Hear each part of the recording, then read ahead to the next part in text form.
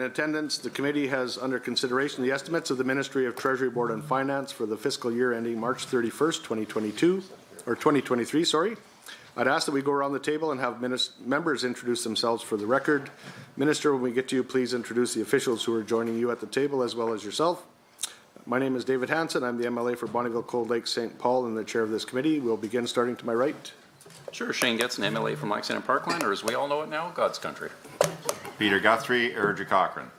Jackie Lovely, MLA for Camrose constituency. Tanny Al, Fort McMurray Wood, Buffalo. Afternoon, everyone. Cyril Turton, MLA for Spruce Grove, Stony Plain. Afternoon, R.J. Sigurdsson, MLA for Highwood. Good afternoon, Pat Rain, MLA, Lesser Slave Lake. Good afternoon. I'm here with my officials, my Deputy Minister, Athana Metsalopoulos, ADMs. We have Mark, Darren, and Mark. And Travis Taves, MLA for Grand Prairie Wapiti, Minister of Finance. Kathleen Ganley, MLA for Calgary Mountain View. Shannon Phillips, MLA for Lethbridge West.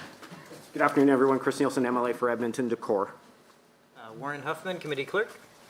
And we have nobody joining us online today. So I'd like to note the following substitutions for the record. Member Sigurdsson for Member Singh and Member Ganley as Acting Deputy Chair. A few housekeeping items to address before we turn to the business at hand. Please note that the microphones are operated by Hansard staff. Committee proceedings are being live streamed on the internet and broadcast on Alberta Assembly TV. The audio and video stream and transcripts of meetings can be accessed via the Legislative Assembly website. Members participating remotely are encouraged to have your camera on while speaking and your microphone muted when not speaking. Remote participants who wish to be placed on a speakers list are asked to email or send a message in the group chat to the committee clerk, and members in the room are asked to please signal to the chair. Please set your cell phones and other devices to silent for the duration of the meeting. Honourable members, the standing order set out the process for consideration of the main estimates. A total of 6 hours has been scheduled for consideration of the estimates for the Ministry of Treasury, Board and Finance. For the record, I would note that the Standing Committee on Resource Stewardship has already completed 3 hours of debate in this respect. As we enter our 4th hour of debate, I will remind everyone that the speaking rotation for these meetings is provided for under Standing Order 59.01-6, and we are now at the point in the rotation where speaking times are limited to a maximum of 5 minutes for both the member and the ministry.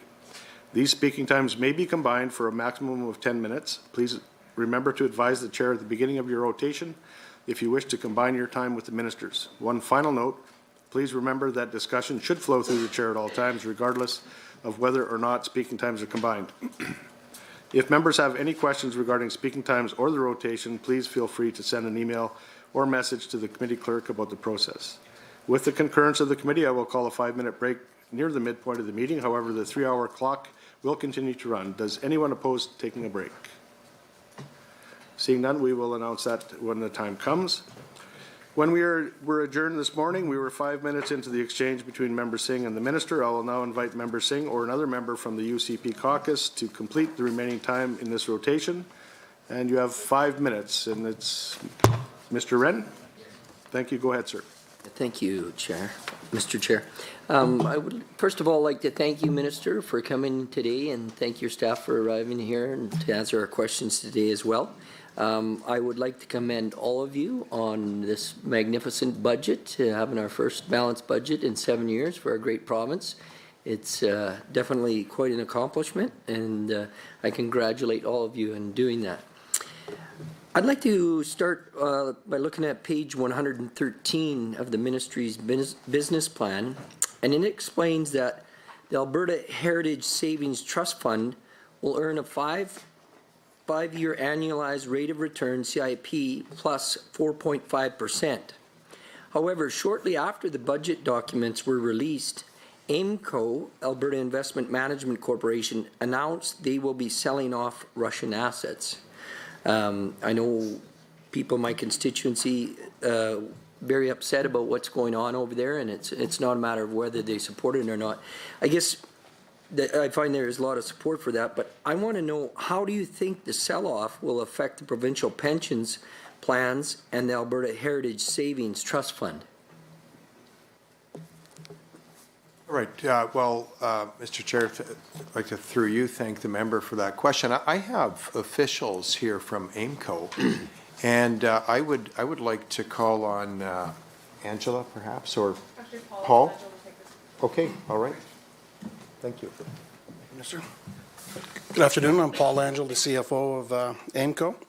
So the Russia exposure, so our CEO announced last week, we had an exposure of about $99 million Canadian equivalent across all of our portfolios that we manage at AIMCO.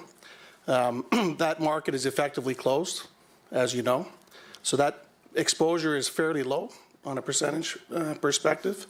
So will it have an impact, but it won't be substantial. Do you happen to know what percentage is? 99 million over 160 billion, very small. I don't have the calculator right now, but Under 1%. Then. under 1%, Okay. for sure. Fair enough. Okay, thank you. Okay. Thank you very much. Thank you. At this time, I'd like to cede my time to MLA Getson. Thank you, MLA Rain, and thanks, Minister, again.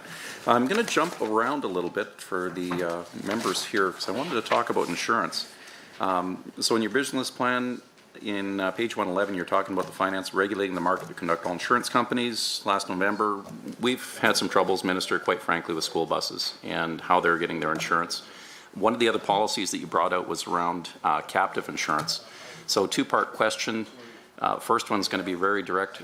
What the heck can we do for the school bus operators, especially the mom and pop groups? And then if you could explain a little bit about how potentially a captive market might work. I've had some expressed interest from one of the school divisions of potentially doing a pilot project along those lines. Sure. Well, Chair, again, I'd like to thank the member for the question.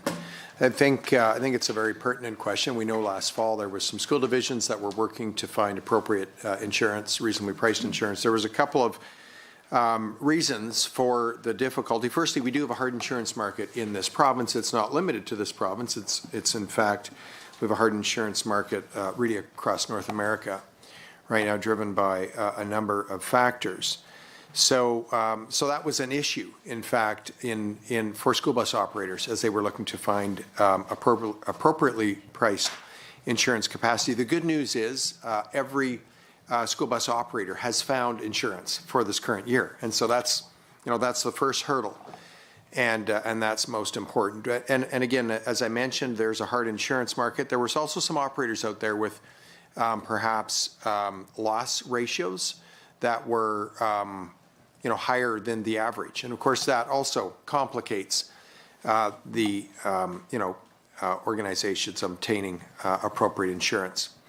I would encourage school divisions to look into their options around setting up a captive. As I think we know, captive insurance corporations are typically a subsidiary of a parent that then ultimately provides insurance capacity and products to that parent or associated corporations. But a captive can also be established by a trade association. And we've seen that, for instance, in the province of British Columbia, where I believe their version of, their Veterinary Medical Association has established a captive for its members. Thank you, Minister. We'll now move to 10 minutes with the official opposition. Do you wish to go back and forth with the Minister? I would request to go back and forth, Mr. Chair, if the Minister is amenable to that. Thank you. Carry on. Yeah, looks good. Okay, thank you. Thank you to the Minister and his officials for rejoining us here this afternoon. It's International Women's Day. And so I did a little Control F search for the word women in the fiscal plan. And I found 29 hits. There was one reference to women's labor force participation rates, a few references to women's shelters, and the rest were referring to departmental amounts or the Women Building Futures program. So let's go back, though, to the labor force participation references. On page 30, the fiscal plan observes that there is a gap in participation rates between women and men in Alberta, and it is higher than elsewhere. But there's absolutely no discussion after that, even though we know that the pandemic had a significant effect on women's labor force participation and exposed a number of different structural challenges and inequalities between women and men. And really underlined economic inequality between women and men. But we don't see any at all discussion of that within the fiscal plan after page 30. But lo, in the employment section on page 84, we do find a chart 14, indicating that male participation rates for youth and mature workers are lagging. So what we have here is a fiscal plan that is missing half the population on page 84. So wondering if, while the minister is rewriting this budget for a number of the affordability challenges that the budget, this original document did not address, if he would also undertake, at least in the next budget or perhaps in the quarterly update, to reflect 100% of the population in his labour force analysis. All right, a number of things there. Firstly, just to provide some context and acknowledge, there's no doubt that women were disproportionately affected during the pandemic. Certainly there was other groups as well, but women were disproportionately affected, particularly with a hard hit to the service sector. I do know that women were disproportionately affected on the front lines in our healthcare system as well, in terms of put under extreme pressure, particularly, I believe, because a disproportionate number of nurses are women, and they provided exceptional care during a time of extreme pressure on our healthcare system. I do want to note, though, as well, that Alberta has the highest employment participation rate for women of any province in the country, and that's encouraging. And I think that needs to be entered into the record this afternoon. But recognizing that there are barriers, this budget does actually deal with some of those barriers. In fact, this budget includes well over $600 million, in fact, $666 million for additional childcare funding for the budget year 22-23. This funding will go some distance to ensure that parents have access to affordable, accessible childcare. And I believe that's critically important. And again, I believe that will certainly support women participating in the workforce in this province. The member noted that we have a program that we'll be continuing to fund in Women Building Futures. That program will ensure capacity for women who want to enter the trades. I'm very supportive of that program, and I believe there's a great future in the trades in the province of Alberta. I do want to also just note that, again, I was very pleased with the United Nurses of Alberta ratifying a collective bargaining agreement with a high majority of nurses ratifying that agreement. And again, I just want to express my deep appreciation for the contributions of our professional nurses, so many of them being women during the last 2 years of the pandemic. And again, ultimately coming to a ratified collective bargaining agreement will ensure predictable employment for those nurses that choose to continue to serve Albertans through our healthcare system. And I'm very appreciative of that. But I think broadly, Mr. Chair, what this budget does is it continues to position the province with the most competitive business environment possible. That's important to all Albertans, including women who want to pursue a profession or start up a small business or raise a family here in the province of Alberta. This positions all Albertans for prosperity for themselves and their families. And I think that's critically important. Within Budget 2022 as well, there are a number of pieces that will ensure we can remain the most affordable jurisdiction across the country. That's important to Alberta families. That's important to Alberta women. And so I think that's a critical piece, again, that supports Alberta families in this province. We're seeing, as we pointed out in 2021, Q3 of 2021, Alberta again became the province with the highest numbers of net in migration, interprovincial migration. That's a very encouraging statistic. And I see that as positive to Albertans and Alberta families. Again, Alberta is the place to come to raise a family, to pursue a career, to start a business. It has the most competitive business environment. It is the most affordable province. And we're working hard through responsible financial decision-making to ensure that Alberta is going to be the most affordable province in the future. And that's critically important.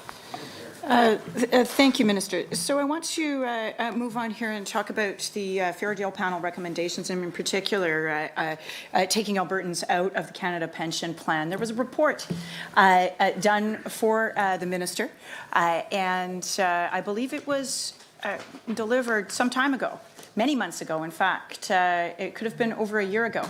Where is that report? Can we see it? That is my first question. Number two is we have a couple of references here on page 147, negotiating a fair deal for Alberta within Canada. That's in the fiscal plan. We have page 22 of the strategic plan, considering outstanding recommendations of the Fair Deal Panel. But I don't see any budget line here, and perhaps the minister can point me to it for any referendum any timing of that referendum. Will it be this October? Will it be during the May 2023 election? Will it be sooner? So will Albertans see the contents of that report that the minister has had on his desk for some time on the relative merits or not, as the case may be, and the silence maybe tells us a lot more about the lack of merits for taking Alberta out of the CPP. But can we see the report? And is there going to be a referendum? And who's paying for it? Mr. Chair, Albertans will see the conclusions drawn in the report. This is a very, very complex issue. We're continuing to undergo analysis. The complexity of the issue is very significant. There are many, many considerations that need to be where there needs to be thorough analysis conducted, so that firstly, our government can make an informed decision, and then Albertans can make an informed decision around an Alberta pension plan. So the work continues, and again, we commit to sharing the results of that work with Albertans. Thank you, Minister. I have a very little time left, so I am going to go back to something that I had little time for before, and hopefully we will get back to it in the next round, and that is student loans. Now, in Schedule 2 of the fiscal plan, the Statement of Financial Position, if you compare to calendar year 2018 with the projection for 2023, the value held by the GOA in student loans will go from $2.5 billion to $5.3. That is a 109% increase. That's an asset to the provincial treasury, but that means debt held by students will double. So literally, what is happening here is that provincial debt is being downloaded onto young people, people who are trying to get ahead, start a family, start a job, put down roots, buy a house. So before, the Alberta Advantage for students meant getting a good education at a good price, but we are eroding that advantage. And, you know, this seems like doubling student debt seems like an extremely short-sighted way to balance the provincial budget, especially given the changing fiscal position. This is an incredible explosion of debt. And we'll have to wait for the answer on that one until the next round. We now move to the independent member. 5 minutes, or would you like to go back and forth with the minister? Back and forth with the minister. Sure. Minister's okay. 10 minutes, then go ahead. Okay. Thank you very much, and thank you, Minister, for being here, and for your staff too being here too. That's great to see. Appreciate the opportunity we have to ask questions and receive answers. Wanted to start with the de-indexing of tax brackets. I think you've mentioned that would be temporary. When will that change? When do you expect that you'll be removing that de-indexing? Chair, I'm pleased to answer that question again for the third time today in this committee. The member's absolutely correct. We did pause indexation for our personal tax exemption. And we commit that that will be, in fact, a temporary pause. We committed to pause indexation until the province effectively was in a much more healthy fiscal situation. And again, we're projecting a balanced budget for 22-23.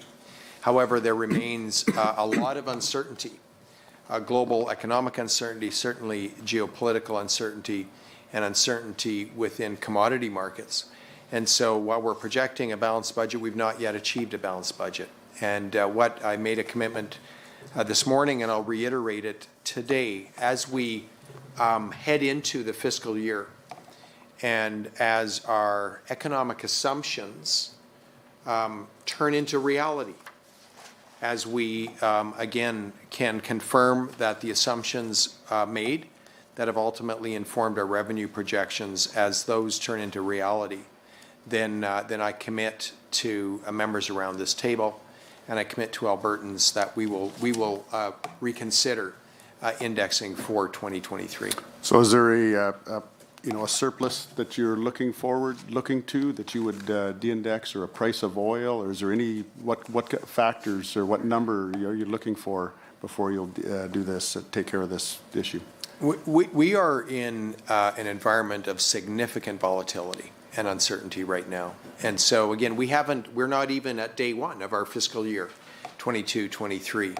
As we get through that fiscal year, and as our economic assumptions can be tested against the upcoming realities, as we start to solidify the economic assumptions we've made again as we get through the year, and if in fact they are verified, then we will consider de-indexing for 2023. So you don't have a number in mind yet as far as when you might do that? There are a lot of factors that contribute to effectively the economic environment. Those include commodity prices, they include interest rates, they include global GDP growth. All of those contribute to economic strength within the province of Alberta. And so no, we haven't identified a specific number or metric, but broadly of the economic assumptions that we're using in our projections as we start to get into the fiscal year, and as those projections start to be reality, at that point in time, we can confidently consider the decision for 2023. And I will look forward to that day. Okay, thank you. Thank you. Now, you just mentioned that we haven't hit day one of the fiscal year yet, which is true, obviously. But we've already removed the gas tax, which I welcome that. I think that was a great idea to reduce some of the costs that Alberta consumers are suffering with inflation. Is there any portion of that gas tax that would have been forwarded to municipalities? The gas tax effectively comes into provincial revenues, and it is not going to impact our grant funding to municipalities. Okay. Now, in that gas tax removal, the figures that you were using as far as implementation and removing it was the price of oil, West Texas Intermediate. Why wouldn't we have used the Western Canadian Select prices?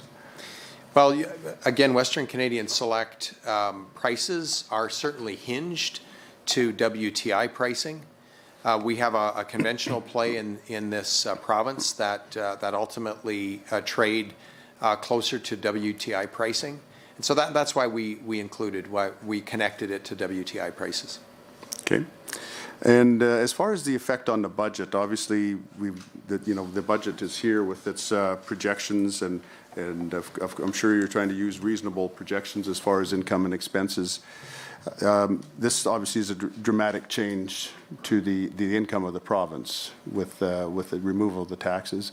So, and the figures that I think you've used would indicate that unless there's a change in the budgeting as far as the income of the province, then we may not be in a situation where we actually have a balanced budget now.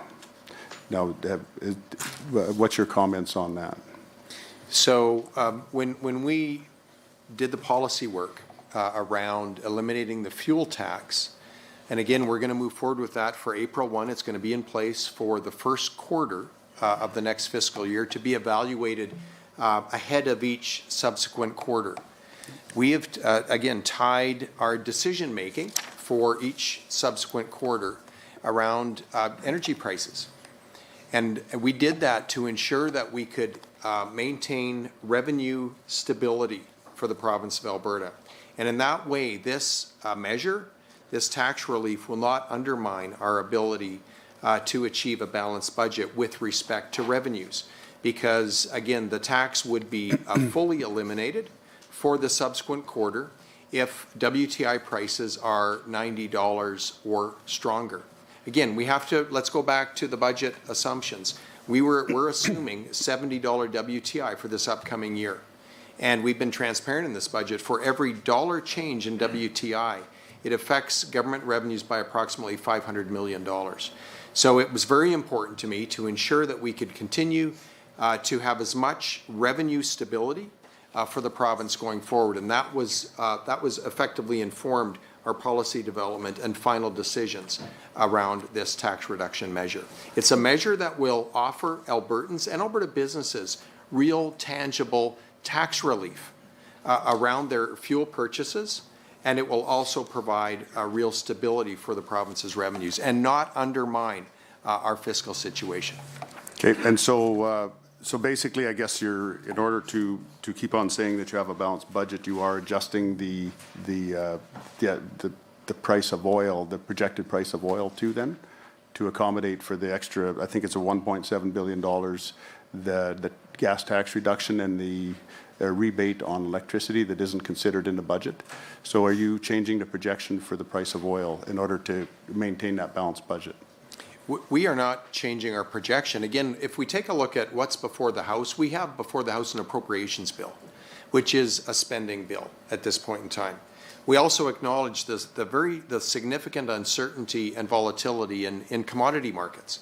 So what we're doing with this particular measure, we're bringing in the fuel tax holiday, so to speak, on a quarter-by-quarter basis. So in the event we see high WTI prices persist, then in fact Alberta consumers will pay, in the event prices of WTI are above $90, Alberta consumers will not pay any fuel tax for the subsequent quarter.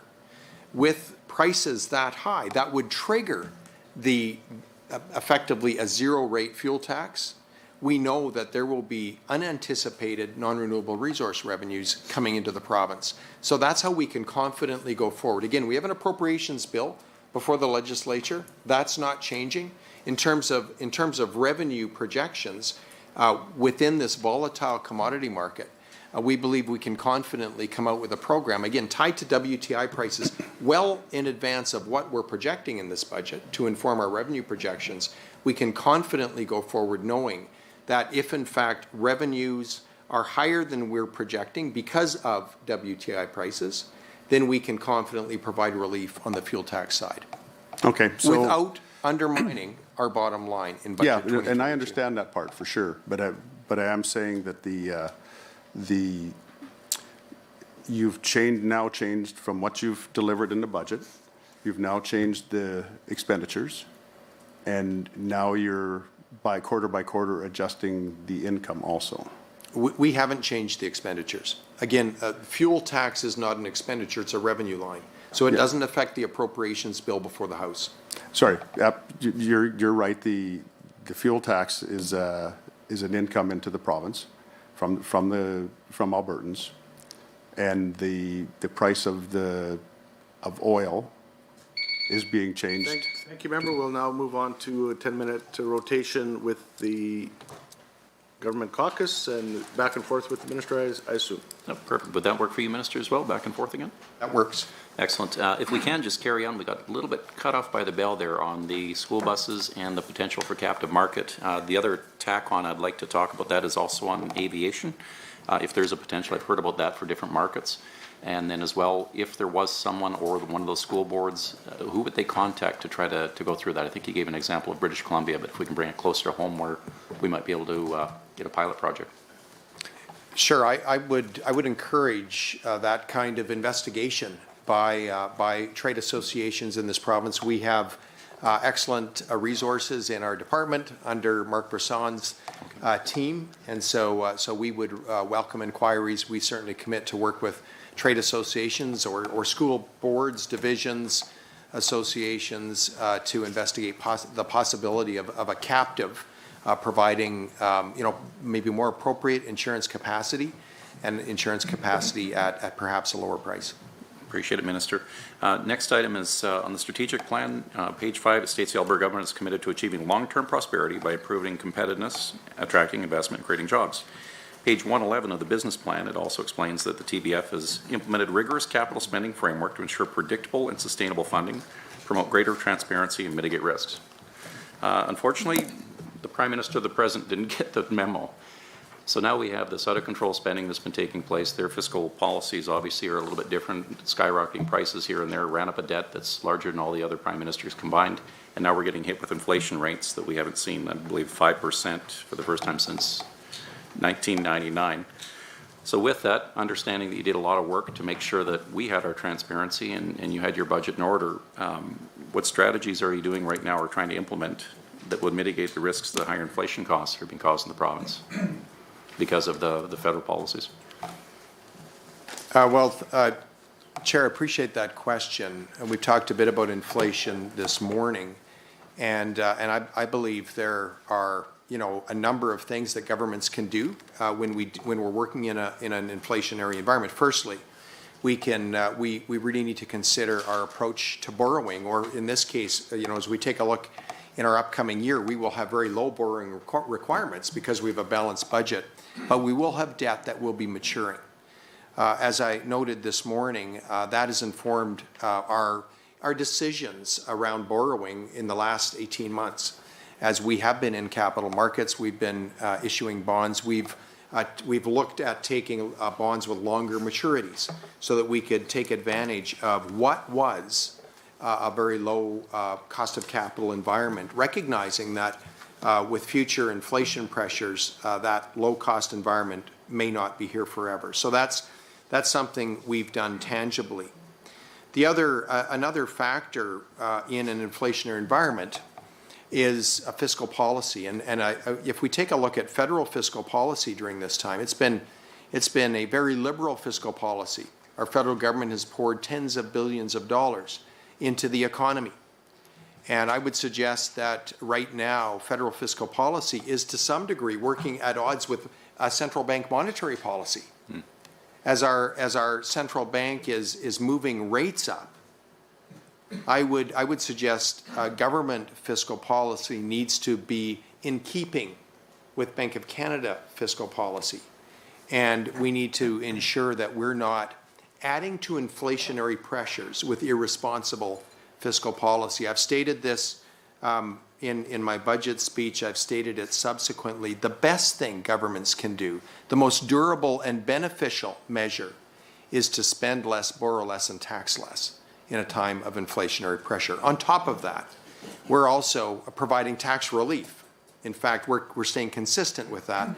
We're providing tax relief in the form of effectively adjustments to our fuel tax, eliminating our fuel tax for the first 3 months of the next fiscal year, evaluating it each quarter thereafter. And we are also coming out with, again, some relief for January to March 31st of the current fiscal year that we're in, and that is in the form of a utility rebate. Okay, appreciate it, Minister. I'll cede the rest of my time to my colleague, MLA Guthrie. All right, thank you. I guess, the oil and gas subject seems to be a popular one here today, and I guess I'll start on that. So the pricing that was used was $70 WTI. Today, I think the close was $124.77, and almost hit $130. So I guess, where I'm going with this is, what's obviously when you selected $70, I think we were somewhere in the 80s or high 80s perhaps at the time, but there's been so much volatility over the course of these last 2 years, from negative to, where we are now. So I can certainly understand taking that conservative approach. Now, looking out over the next 6 months and seeing the price where we're at right now, in order for us to hit $70, I think for the foreseeable future, we're going to stay in these high figures. For the back half of this year, we would need to average something less than $50 in order to average 70. So naturally, that looks good for the surplus and meeting the surplus at the end of the year. So I guess my first question would be, what's the impact of oil prices for us on the fisc, and will there be an adjustment at the end of this quarter to accommodate? Well, Chair, I'd like to thank the member for that question. I want to talk a little bit about energy prices. Firstly, I want to caution everybody in this committee meeting that we've not yet hit day one, even though we're 2.5 months through our calendar year. We've not yet hit day one of the next fiscal year. And so we have to keep that in mind when we're considering energy prices and energy price volatility and risk. Just to provide an example, and this is a real life example, of Treasury Board's deliberations around energy price assumptions. When we were in December, mid-December, we hit approximately $85 WTI. And it seemed, it felt a bit durable, but all of a sudden Omicron kind of flashed up globally. And by the end of December, WTI was trading in the low 60s.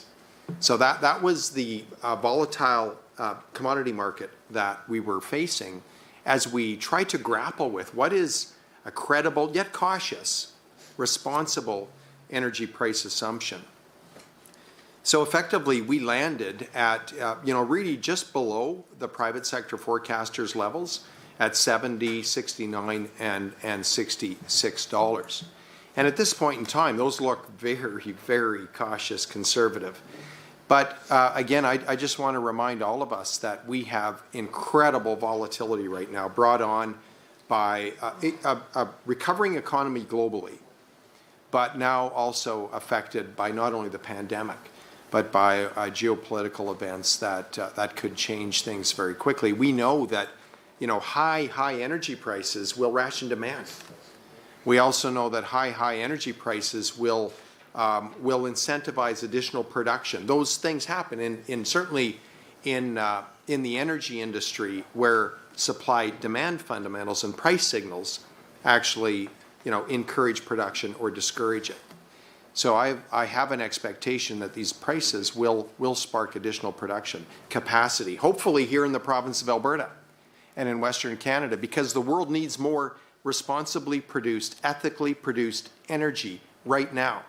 The premier's in Houston talking about ethically produced energy, Alberta energy, responsibly produced Alberta energy, environmentally friendly produced Alberta energy. I'm going to New York tomorrow to meet with capital fund managers to talk about the opportunity in Alberta around responsibly produced energy, all forms of energy, hydrogen, renewable energy, and as well as oil and gas. And not only the opportunity that Alberta and Canada has today, but the deep responsibility this province and nation have right now for energy security for the nation, for North America, and in fact for our geopolitical allies around the world.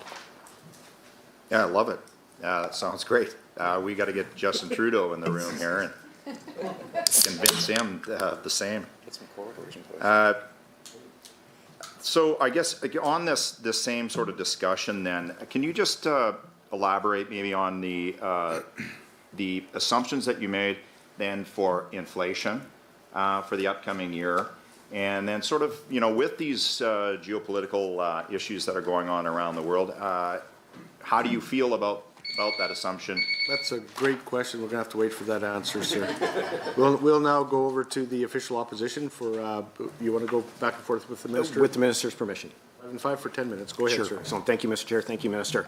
While I'm very, very excited to hear about the answer around student loans, certainly something I've heard in Edmonton Decor quite clearly, I would like to explore first about some of the regulatory processes. Of course, I understand the government is very, very focused on red tape. I was excited to see a committee meeting. It seemed like we talked more about red tape and real property rights in that meeting alone than we have in the last 6 months.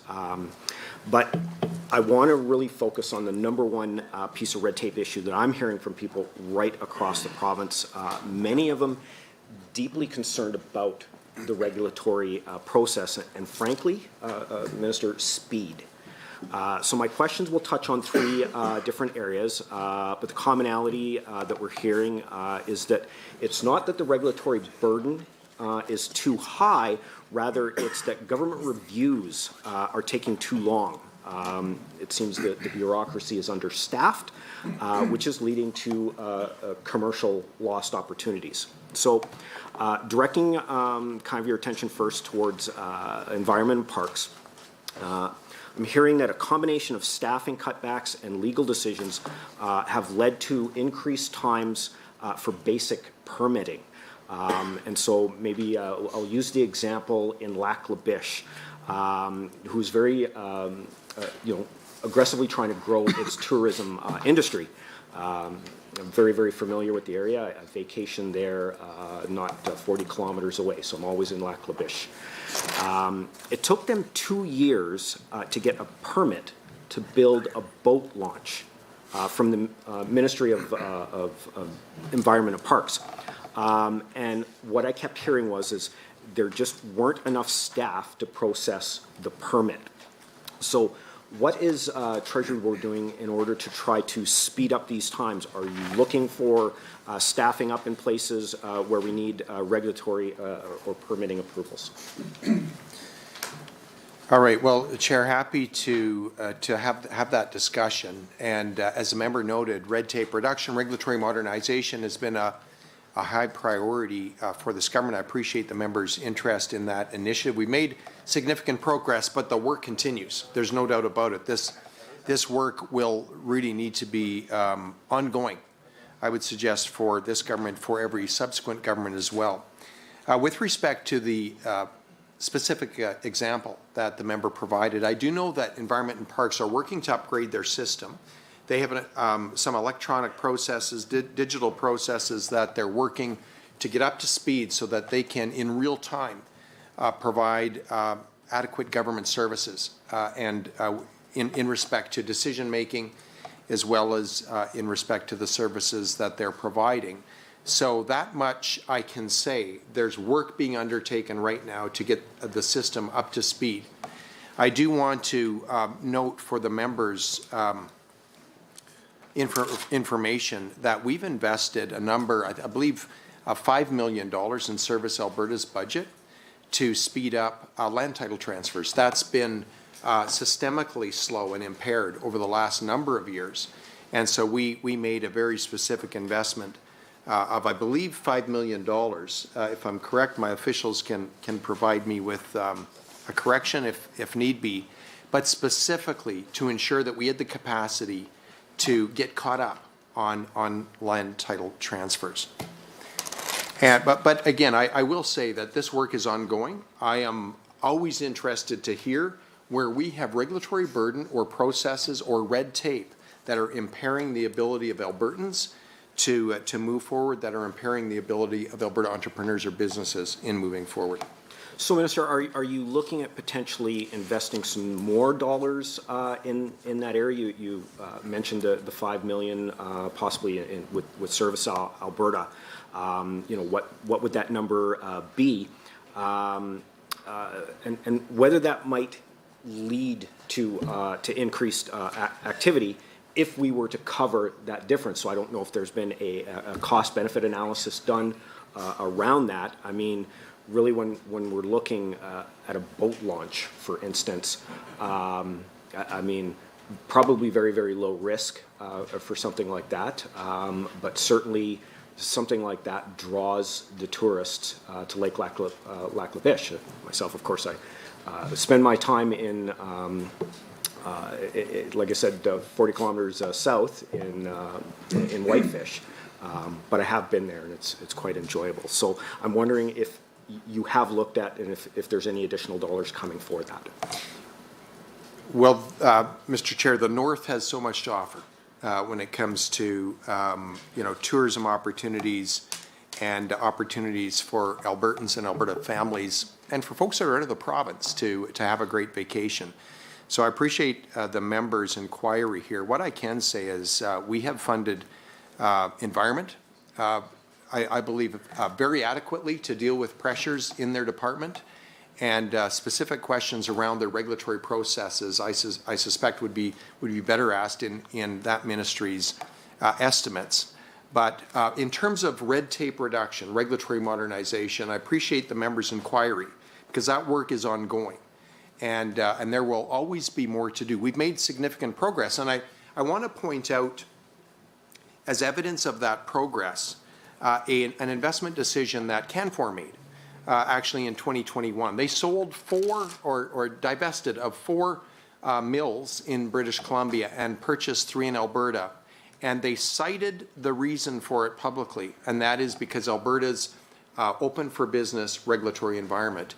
We want to ensure that Alberta businesses and all Albertans can experience a nimble, responsive, outcome-based regulatory environment, one that protects our great assets in this province, but one that enables and encourages business or the approval of boat launches in this case.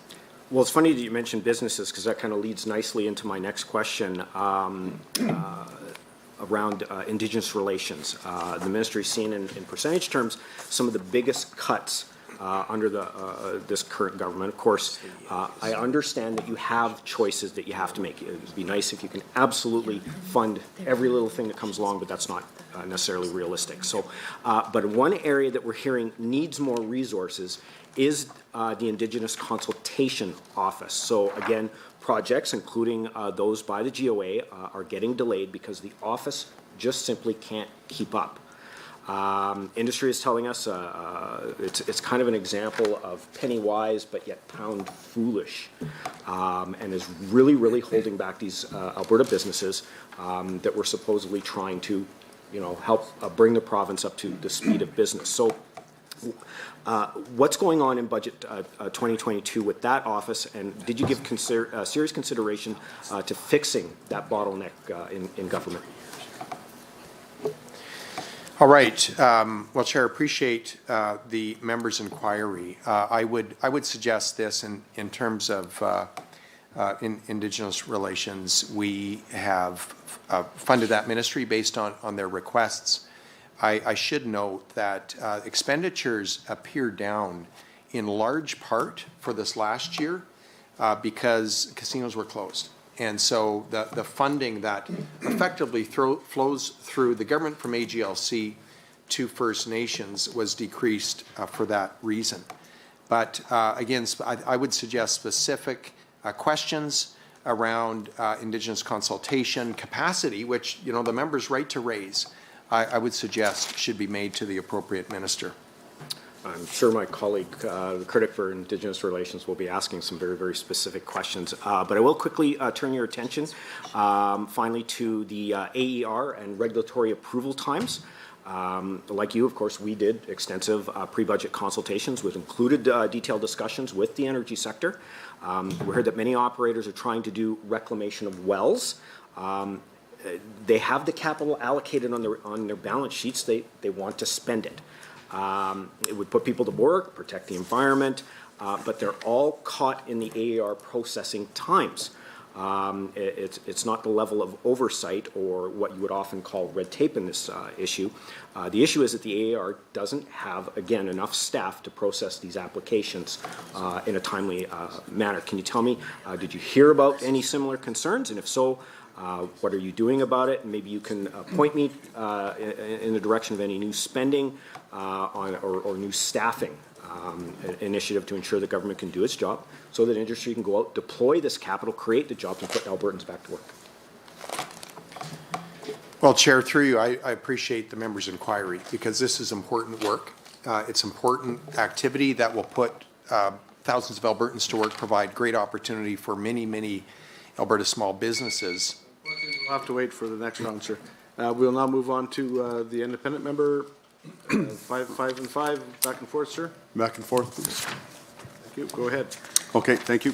Yeah, just previously we were discussing, Minister, about the gas tax removal and the money given back to people because of the electricity costs last winter.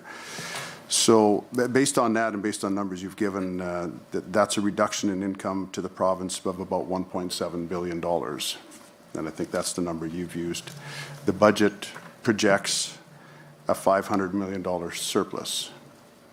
That leaves basically a $1.2 billion deficit.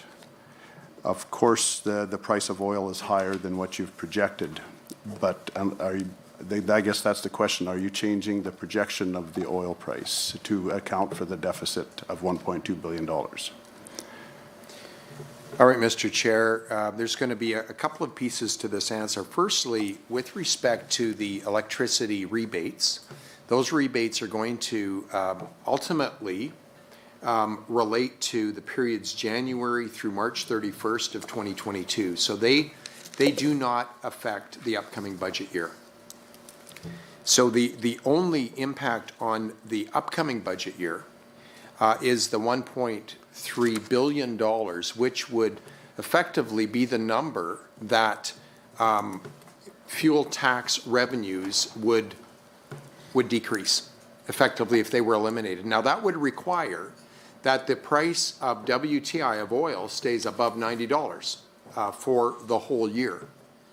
And again, it does not affect the appropriations bill as it is not an expenditure. It would be effectively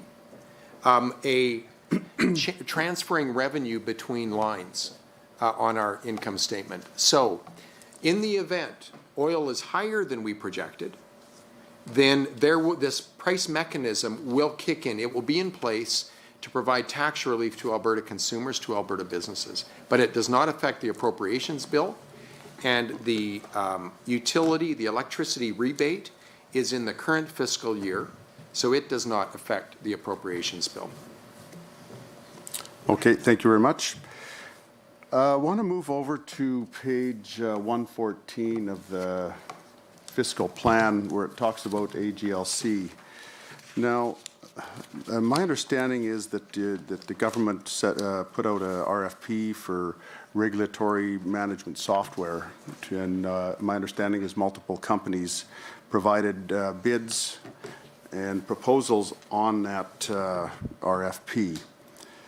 Now, it's came to my attention that there was a local company that bid somewhere in the area of $4.4 million, and there was a bid from a multinational company of about $19.7 million. Can you confirm that? You know, Mr. Chair, we have the present CEO of AGLC here, Candice Mikado. Candice, would you want to come up and make a few comments, please?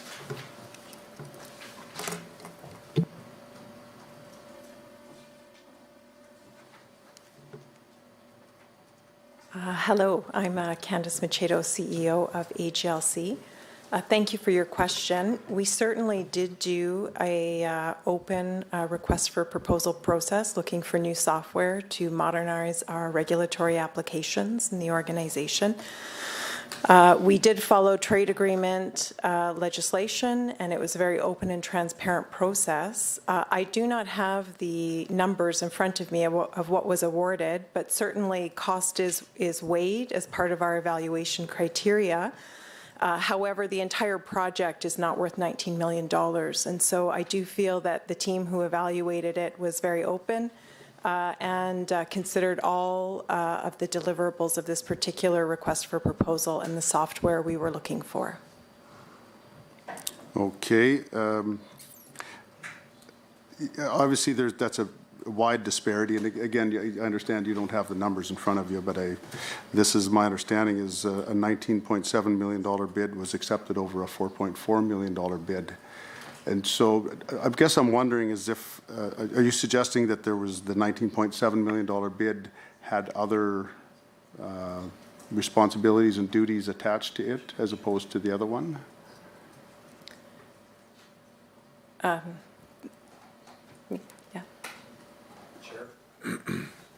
I would just like to, through you, caution the member. One thing we can't discuss is specific commercial decisions.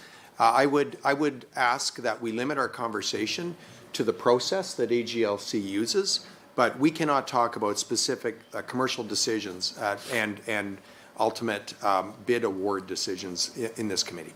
Okay, thank you, Minister. And we'll just remind folks that that is a legitimate concern of the minister, so please keep your questions to policies and procedures at AGLC and not on specific contracts. Does AGLC, is its financials included in the budget, in your budget? Yes, AGLC's effectively, their results are included in the budget. Okay, so would not the cost of the expenses of AGLC be subject to these estimates? Absolutely. The expenses of AGLC are, well, they're included in the budget. They effectively are brought in as a revenue line, as one ultimate net result in this budget, net income. So not the individual expenses and revenues in this budget. Okay, and so I understand that you might not have all this information in front of you, and so I understand the hesitancy to answer. But is there any way we could undertake to find out this information? Chair, I would suggest that the member should feel at liberty, because we have the CEO of AGLC, to talk about the process, to talk about transparency within the process. But we are not at liberty to discuss individual decisions with respect to the award of an RFP. So I do think this is fair ground. Page 114, business plan, initiative supporting key objectives, reviewing the gaming, liquor, and cannabis regulation, AGLC. So I think that this is relative and relevant to what we're discussing here today. But if we want to talk about the processes and everything, so I guess is it standard practice for AGLC to sign contracts with a vendor prior to having publicly announced a successful bid? I would ask Kansas to make some comment. Again, just on broad policy and procedure as you feel comfortable. Thank you. Again, Candace Machado, CEO of AGLC. So we follow all requirements under the trade agreements when we're issuing and awarding contracts, particularly for the request for proposal. We look at a variety of criteria focused on the technology solution, what the vendor offers AGLC, how we'll implement it, and of course the pricing is of concern. We do announce who we've awarded the contract to. We typically do not announce the details of the contract with the selected vendor. Okay. Now, would this process include checking references to companies who submit proposals and RFPs?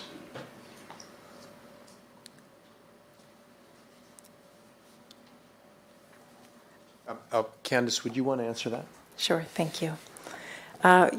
So we do often receive references from proposals and of companies, and we may connect with them. However, usually the criteria that we evaluate the proposals is based on what we've received specifically as outlined in our request for proposal. Okay, so could you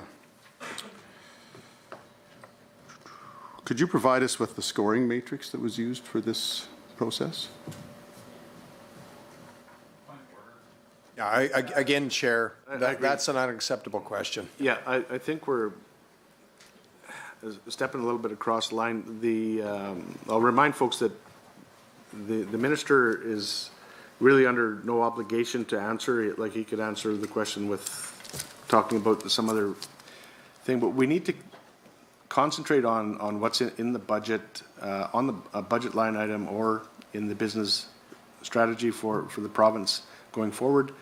But, you know, trying to do indirectly what you can't do directly is against parliamentary procedure. You know that, sir. I don't have to remind you of that. So we'll disregard that question and please, again, try to stick to where we're at on the questions and a line item particular, but we will not be entertaining specifics on contracts at this time.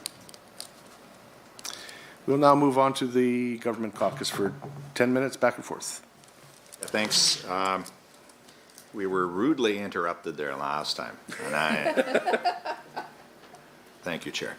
And I was just asking you, though, about the inflation assumption that was made, and just your opinion on, you know, on what that looks like moving forward. There's been a broad range, depending upon you know, who you're talking to, as far as inflation, from 4% to 7%. So I just wanted to get your perspective on that. All right, Chair. I have to say this is, again, a good pertinent question for the environment we find ourselves in today. 2021, Alberta had an inflation rate of 3.2%, and I believe that was, while it was lower than the Canadian average, which I believe was 3.4%. So we had a slightly lower rate. We're projecting in 2022 for that 3.2% rate to continue. We're projecting a bit of a front-loaded start, in other words, in higher inflation pressure early in 2022, but then tapering off towards the end of the year to average 3.2%, and then tailing off in the out years to 2.2%. Okay, great. Now, back on the surplus discussion that we were having, just curious, I mean, we can't count our chickens, but you know, just from your perspective, what do you see as being the priority moving forward? I know it's early, but is it debt payback, tax reduction? What are your feelings on Heritage Trust Fund? You know, what's your thoughts now? I guess it's initial right now, but I just want to put that out to you. All right, Chair. Well, thank you to the member through you, Chair, for that question. I was very explicit in this fiscal plan that any surplus up to the earnings of the Heritage Savings Trust Fund would be reinvested in the Heritage Savings Trust Fund. Should we have a surplus that exceeds those earnings, this will be the first year in many, many years where we won't rob the fund, and that will be a good day for the province. Right now, we're projecting $2 billion of income for the Heritage Savings Trust Fund, and it would be a great day if we could reinvest that back into the fund. The fund is sitting right at approximately $19 billion right now. Any unexpected surplus beyond that amount, we would anticipate to be using for debt reduction and or reinvest or additional investment into the Heritage Savings Trust Fund for the upcoming fiscal year. I'll be interested in hearing from MLAs from across the province, certainly from Albertans broadly, on their priorities. During the pre-budget consultations, I was amazed at the interest in the Heritage Savings Trust Fund as I consulted with Albertans. The trust fund has been a point of pride for Albertans, I believe, for decades, and it will be a great day to begin to reinvest. Our decisions around debt reduction or investment into the trust fund would be, guided by debt maturity dates. I mean, much of our debt would have a penalty to pay it out early. So it's going to revolve around debt maturity dates, our cost of capital, and CPI will factor in, which will no doubt be influential in terms of returns from the Heritage Savings Trust Fund. Those will be the considerations. One thing, right now, if we continue with a relatively low cost of capital and, also have significant volatility in commodity prices and in the economy broadly, having additional liquidity available to be able to make decisions is a good thing. Yeah, for sure. How did the Heritage Trust Fund do percentage-wise this year? For the first 3 quarters of this year, we were at 14.5%. So our returns were exceptional this year. Last question I have is, I see here for 2021, 22, we are coming to the end of crude by rail. And we don't see that in the forecast moving forward. What did crude by rail finally cost us in the end? That crude by rail contracts that we had there.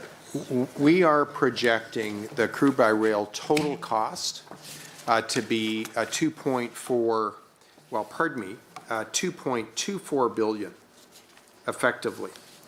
And now that's a big number. There's no doubt about it. That's a very, very big number. Now, had we continued on the program, our estimates, projections would have been that the cost, if everything would have went perfectly, and I can't imagine that in a government-delivered rail transportation system, but if everything would have went perfectly, it would have cost Albertans between 2.4 and 2.7 billion. So the fact that we effectively bought out the contracts will have saved Albertans $300 to $500 million if everything would have gone perfectly. Had we had one spill or disruption or major issue, no doubt the cost would have climbed. Yeah. So that being said, I see no liabilities moving forward, but we are completely out of that at the end of that obligation at the end of this year, the end of this fiscal year. APMC is working to lay off the last of the contracts, effectively buy them out and end them. There is a possibility there will be a couple of very small contracts that will make it past March 31st. But the vast majority of the obligation will have been met by the end of this fiscal year. And that's what we're projecting. That's what we believe will happen. If they're unsuccessful with their plan to get that done, my expectation is it will be cleaned up very, very, very early in the next fiscal year. Okay. Well, thank you for that, Minister, and I would pass it on to RJ. MLA Sigurdsson. Thank you, MLA Guthrie, and thank you, Minister, to you and your staff. This is my first chance to be able to direct questions to you and your department. I just want to first say thank you to all the hard work that's gone in the years previous and this year for the budget. I've always believed that we're just a steward for the future, and as a father of three children, the fact that we're living within our means, not passing on future generations our debt, and we're protecting from that, I think, is critically important. So I just wanted to first state that and say thank you to the hard work gone into this. When we talk, my question is about affordability, and I've always believed in the Alberta Advantage, born and raised here, something we talked about a lot. I think what we're going to see is the challenges of Alberta being such a growth province, our economy booming, coming back. I'm already hearing stories of people that are having a hard time finding staff. So I think when it comes down to it, we have to accept the fact that, we're going to be a destination with that booming economy, and we got to continue to speak about it. So I know in your key objectives, 1.1, you talk a little bit about fairness, competitiveness of Alberta's tax system on page 113. And historically, Alberta has touted its low tax environment as being one of a massive advantage over other provinces. And I think this is key, because I think this is key to our businesses to attract more people to come here so we can fill those jobs that we're seeing that are popping up every day. So can you maybe, within this, expand on how much more, maybe in taxes, Albertans would pay if we were taxed similar to other provinces, and it was well with that. Minister, how much does the Alberta tax advantage save a typical family? I think this is something that needs to be talked about. I think this is something that's going to bring more people here to help businesses and be able to build and shore up this growing economy that we're seeing right now in Alberta. And then I do have a follow-up to that as well. Thank you, Minister. All right, Chair, through you, I'd like to thank the member for that question, because Alberta has an affordability advantage. We talk about the Alberta Advantage being an advantage for investment. We also have, there's a huge advantage for affordability, even though today we certainly feel pressure from costs rising. A lot of our affordability advantage is based on a province with a low-cost tax structure, as the member appropriately pointed out.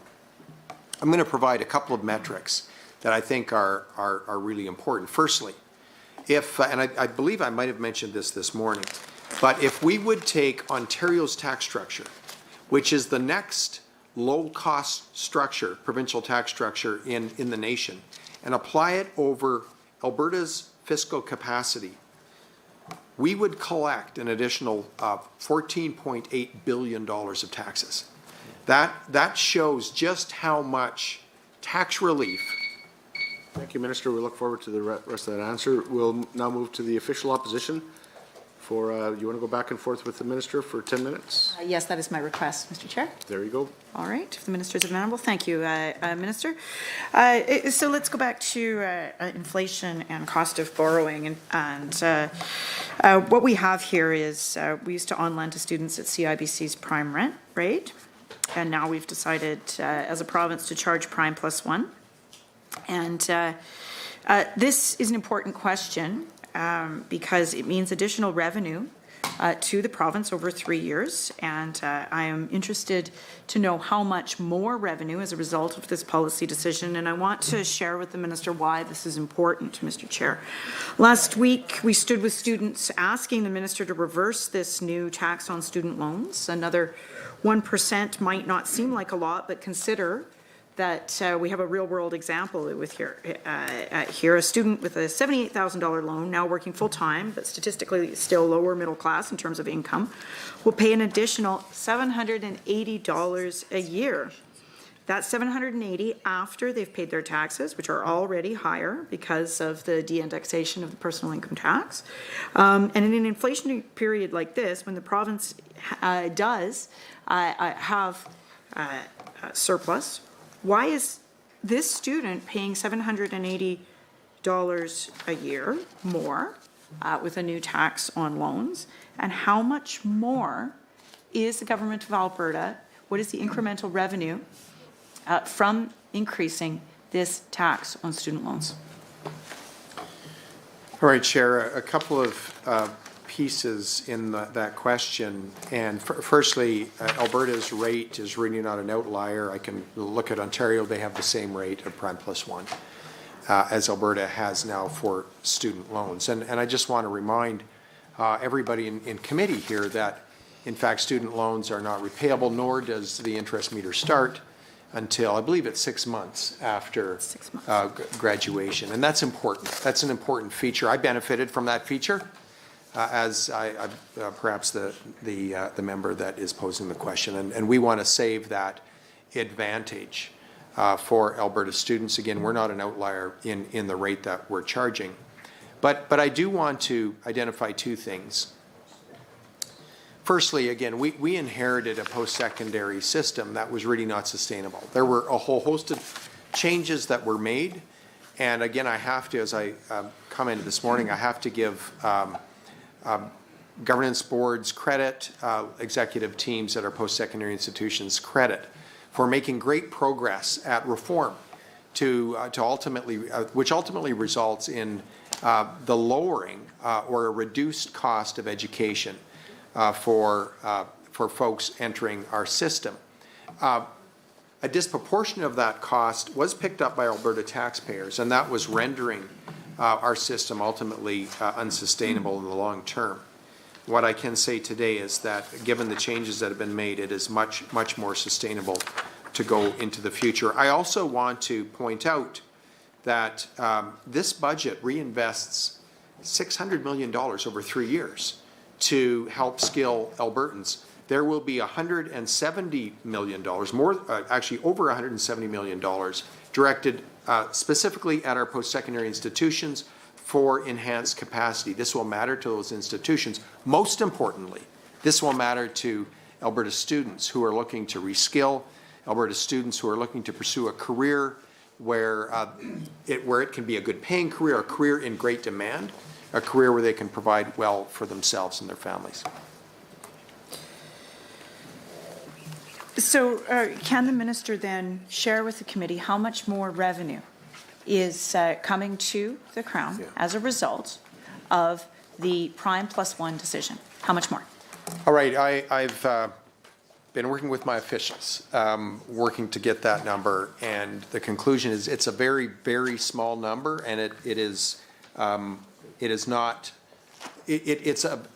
what I would suggest is a very small number, so it does not appear in the fiscal plan. We will provide that number subsequently, but today, again, given the fact that it's quite small, we don't have it available to us.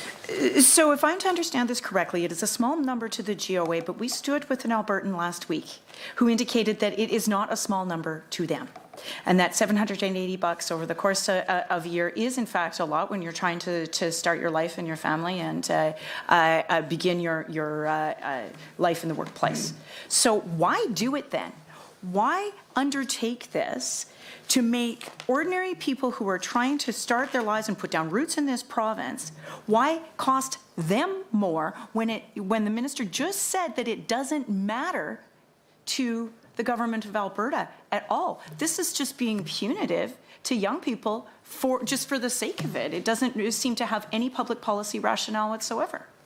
So again, Mr. Chair, we're not an outlier here. We're aligning with a number of other provinces in our policy around interest rates with respect to student loans. But here's what we're really doing for Alberta students that will be graduating and pursuing a career. We're positioning this province for disproportionate investment attraction and economic diversification, which ultimately will result in incredible opportunities for graduates from our post-secondary institutions. Mr. Chair, that's what will matter to future generations of Albertans, and we're doing all we can to ensure they have as much opportunity as is possible. So let's go on to that. So what I'm hearing is it will cost people something, but we are happy to pass those costs on to them. It makes no difference to the GOA. It does make a difference to ordinary people, but we're going to do it just because. And in this case, we are not going to hold it up as a point of pride to have a more affordable cost environment for pursuing a post-secondary education, as we did this morning on being relative outliers on things like assured income for the severely handicapped. In this case, we are going to simply continue to cost people more just because, even though it doesn't matter to us, but it does matter to them. Now, on this investment piece, the fact of the matter is that when I look at page 75 on oil and gas investment, and I look at non-energy investment on page 78 of the fiscal plan, and when I also review CAP's latest forecast, investment is up from pandemic levels on the energy sector investment, which just stands to reason, given that we are not in a negative WTI situation anymore. But we are not seeing that investment is projected to be over levels seen under the previous government. In fact, it's projected to be below that. So there's that piece around the Alberta's recovery plan that doesn't quite add up, and then there's the employment piece. When we tabled Budget 2019, the minister promised that by 2023 there would be 2.55 million Albertans employed in the province, which assumed oil at $63 a barrel. And yet in Budget 22, by 2023, we are now projecting only 2.408 million people employed in Alberta. We keep saying, oh, we're going to attract more investment. Those numbers don't add up in the fiscal plan. We keep saying, oh, there's going to be more jobs created as a result of our fiscal management. But the province has revised down the job target through the mandate by more than 100,000 jobs. So what do we say to Albertans when, if the plan is working so well, that the minister has had to lower his job creation estimate by 6 figures? Mr. Chair, we've just come through a pandemic and an incredible economic shock in this province. And I suspect that everybody around this table understands that. We have great news on the jobs front. Not only have we recovered all of the jobs lost during the most severe economic shock in a generation, but we've added 33,000 more. And in fact, in January, when the nation lost 200,000 jobs, Alberta added 7,000. When I visit with employers across the province and across sectors, what do I hear? They can't find employees. There is great opportunity in the province of Alberta for individuals looking to find a job, or maybe find a better job, or perhaps pursue an occupation that didn't exist 5 years ago, as we see so much accelerated economic diversification in the province. And Mr. Chair, I need to make a comment with respect to student loan rates. We're aligning our rates with other provinces, comparable provinces. That's been an effort since budget 2019. Alberta can no longer be an outlier. And the member contrasted that with our approach to AISH. No, we did not reduce AISH payments. We made that intentional decision because it's incredibly important to this government and to Albertans to not undermine the most vulnerable. And so we are happy to be an outlier on AISH payment levels. So the job creation tax cut was meant to... Sorry, member, to interrupt, but we'll now move on to a 10-minute block for the independent member. You wish to go back and forth with the minister? Yes, please. Minister, are you okay with continuing that way? Okay, go ahead. Member, followed very quickly by a 5-minute break, okay? Sounds good. Thank you very much. And I just want to maybe give a little explanation on this Cglc contract issue. We have a local company that provides this service across Canada and the U.S. They just won a bid in the U.S. against 15 competitors. But I think what's odd is they can't seem to win a bid in Alberta when they're 1/4 the cost of the winning bid. And so I think there has to be a reason, and that's what I'm trying to get to, is what that reason is. And it might be a very good, very valid reason, but until we hear that reason, I think there'll always be a little bit of wondering going on about that issue. But one thing that I should be able to ask is, can you tell me the amount of the winning bid? That is what should be in the budget. I don't think I think the winning bids should be public. Chair, I would consider that question out of order for an estimates process. Okay. And if you don't want to answer it, that's fine. If you wanted to undertake it, that would be fine too. Point of order. Yeah, no. Point of order is noted, but I do agree with the minister. I don't think what the member is asking for is a name of a company or anything. I think he's looking for a specific number that may be or may not be in the budget documents. I'm not sure of that, so I do thank the member for explaining his reasoning for asking the question. I do understand that. I don't, at this point, know that maybe this isn't the place for him to get that answer, but perhaps your department could provide him with that if it is legally appropriate to do so at some point after this meeting. Would that be? AGLC followed their process with respect to RFPs and decision-making with applicants, and ultimately awarding a contract. This is not the place, I believe, to discuss specific contract decision-making. And we do not report AGLC's expenses in this budget. It does not relate to the estimates today. We report AGLC's net income, net contribution to the FISC, but not their individual expenses. Thank you, Minister. So I'll encourage the member. This is your opportunity to ask questions related to the budget on Treasury Board and Finance. If you would like to use up your time asking questions that the minister can't answer, I guess that's your prerogative, but he will not, he's not required to answer questions that he's basically legally not allowed to, and we can continue on. But I would encourage the member to pick another topic.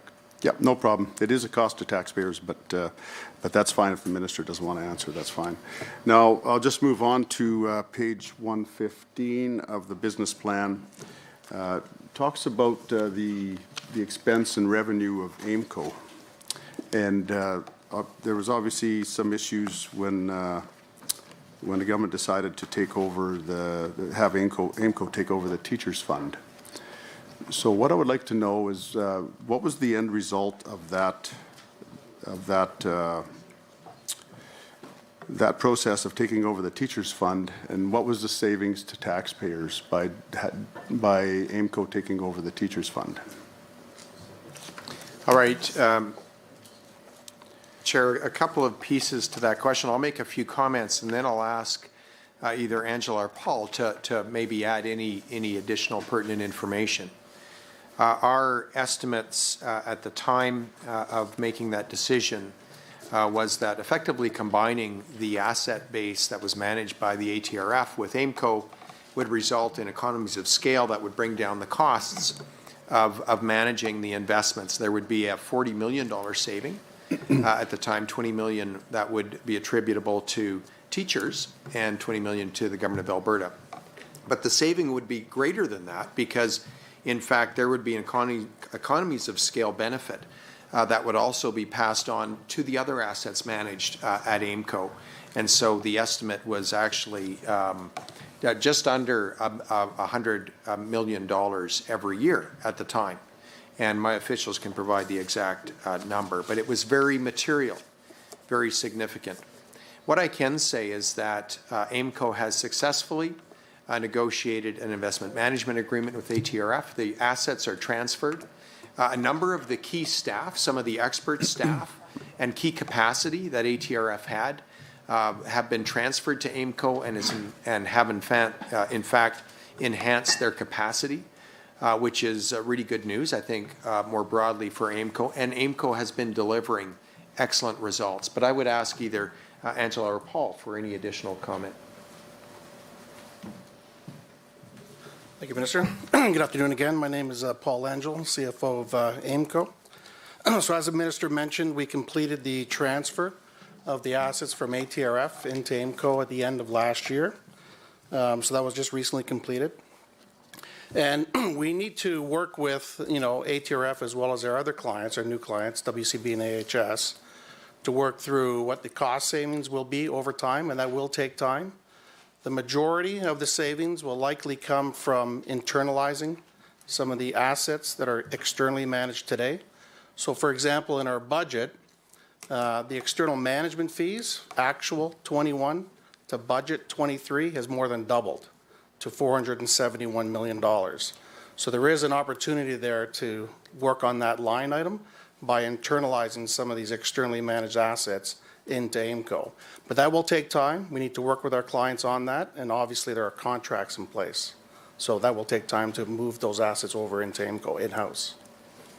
Okay, so what was the benefit to taxpayers on that? What was the net benefit, and will that benefit continue with the new agreement? Again, I think we've heard from Paul that right now the assets have just been transferred. We just have a very recently signed IMA. It will take some time to benefit, to actually realize the benefits and cost savings.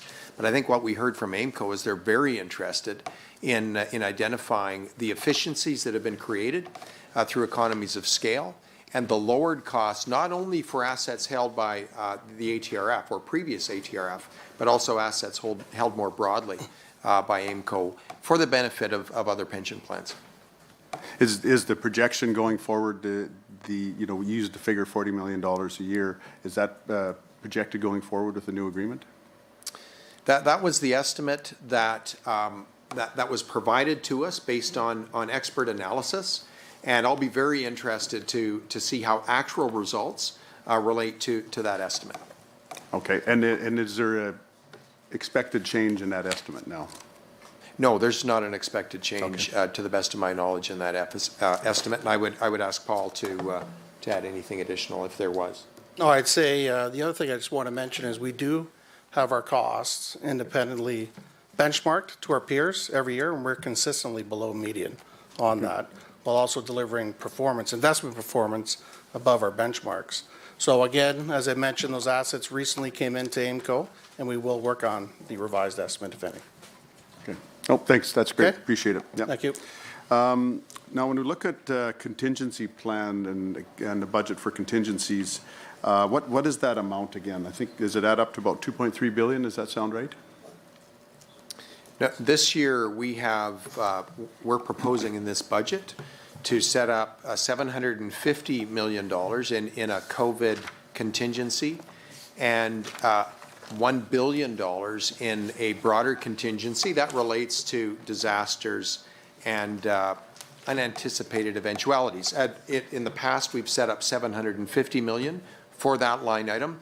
We inherited in previous budgets prior to our first budget in 2019, the previous government set up $200 million in that line. It's been proven to be inadequate, just given the lived experience in the province. So we moved it to 750. And this year we moved it to $1 billion, given the uncertainty that we face on so many levels. So we have $1.75 billion set up in contingency for the upcoming budget year. Okay, has that been adjusted for the inflation and the rising energy costs and those things? Well, again, the $750 million is related to unanticipated costs that COVID might send us, including what we expect could well be some additional cost requirement, resource requirement for getting caught up on surgeries that were delayed during the pandemic. The $1 billion would be earmarked for disaster assistance, that kind of thing, for fighting fires, for instance, beyond what we budgeted for dealing with perhaps support for agriculture producers, such as we had this last year with the significant drought. We've also... Thank you, Minister. Thanks. We will now take a quick 5-minute break, followed by 10 minutes with the Government Caucus.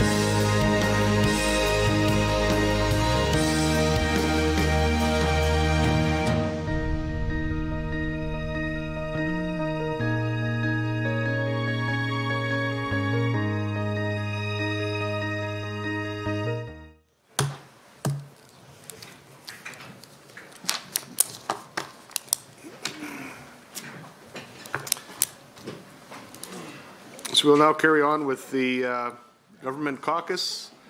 For a 10-minute back and forth, Mr. Sigurdsson, go ahead. Thank you, Chair.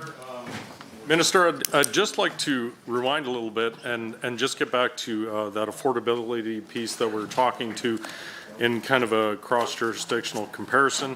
You're commenting on where we were at to our closest, and I do believe you're commenting on Ontario and being $14 billion. I just want to allow you the opportunity to finish your question there and then a possible follow-up after that. Thank you, Minister. Sure, good.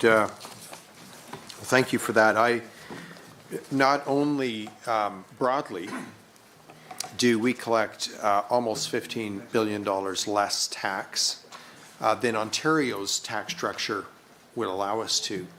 But if we drill that down to a personal example, and I've used this one often, I should actually even use an example with a higher income. But at $75,000, family of four saves $3,800 a year by being in Alberta relative to Ontario. So that's a family with a relatively modest income in this day and age, and a family of four. That's a material affordability saving by being in Alberta. And we want to ensure that we can hold on to that affordability metric. Right now, we're focused on attracting talent. We're focused on ensuring Albertans can reskill, and we're wanting to ensure that Alberta employers in every sector, the tech sector, financial services sector, manufacturing and more, are able to find the right talent and experience. And ensuring that we have the most affordable province is a key ingredient in that. Well, thank you for that, Minister. I think that's a critical piece when we look at the diversification that's happening in the province right now and that growth in jobs. I think that's something very important to communicate to attract that talent, to be able to fill those positions here.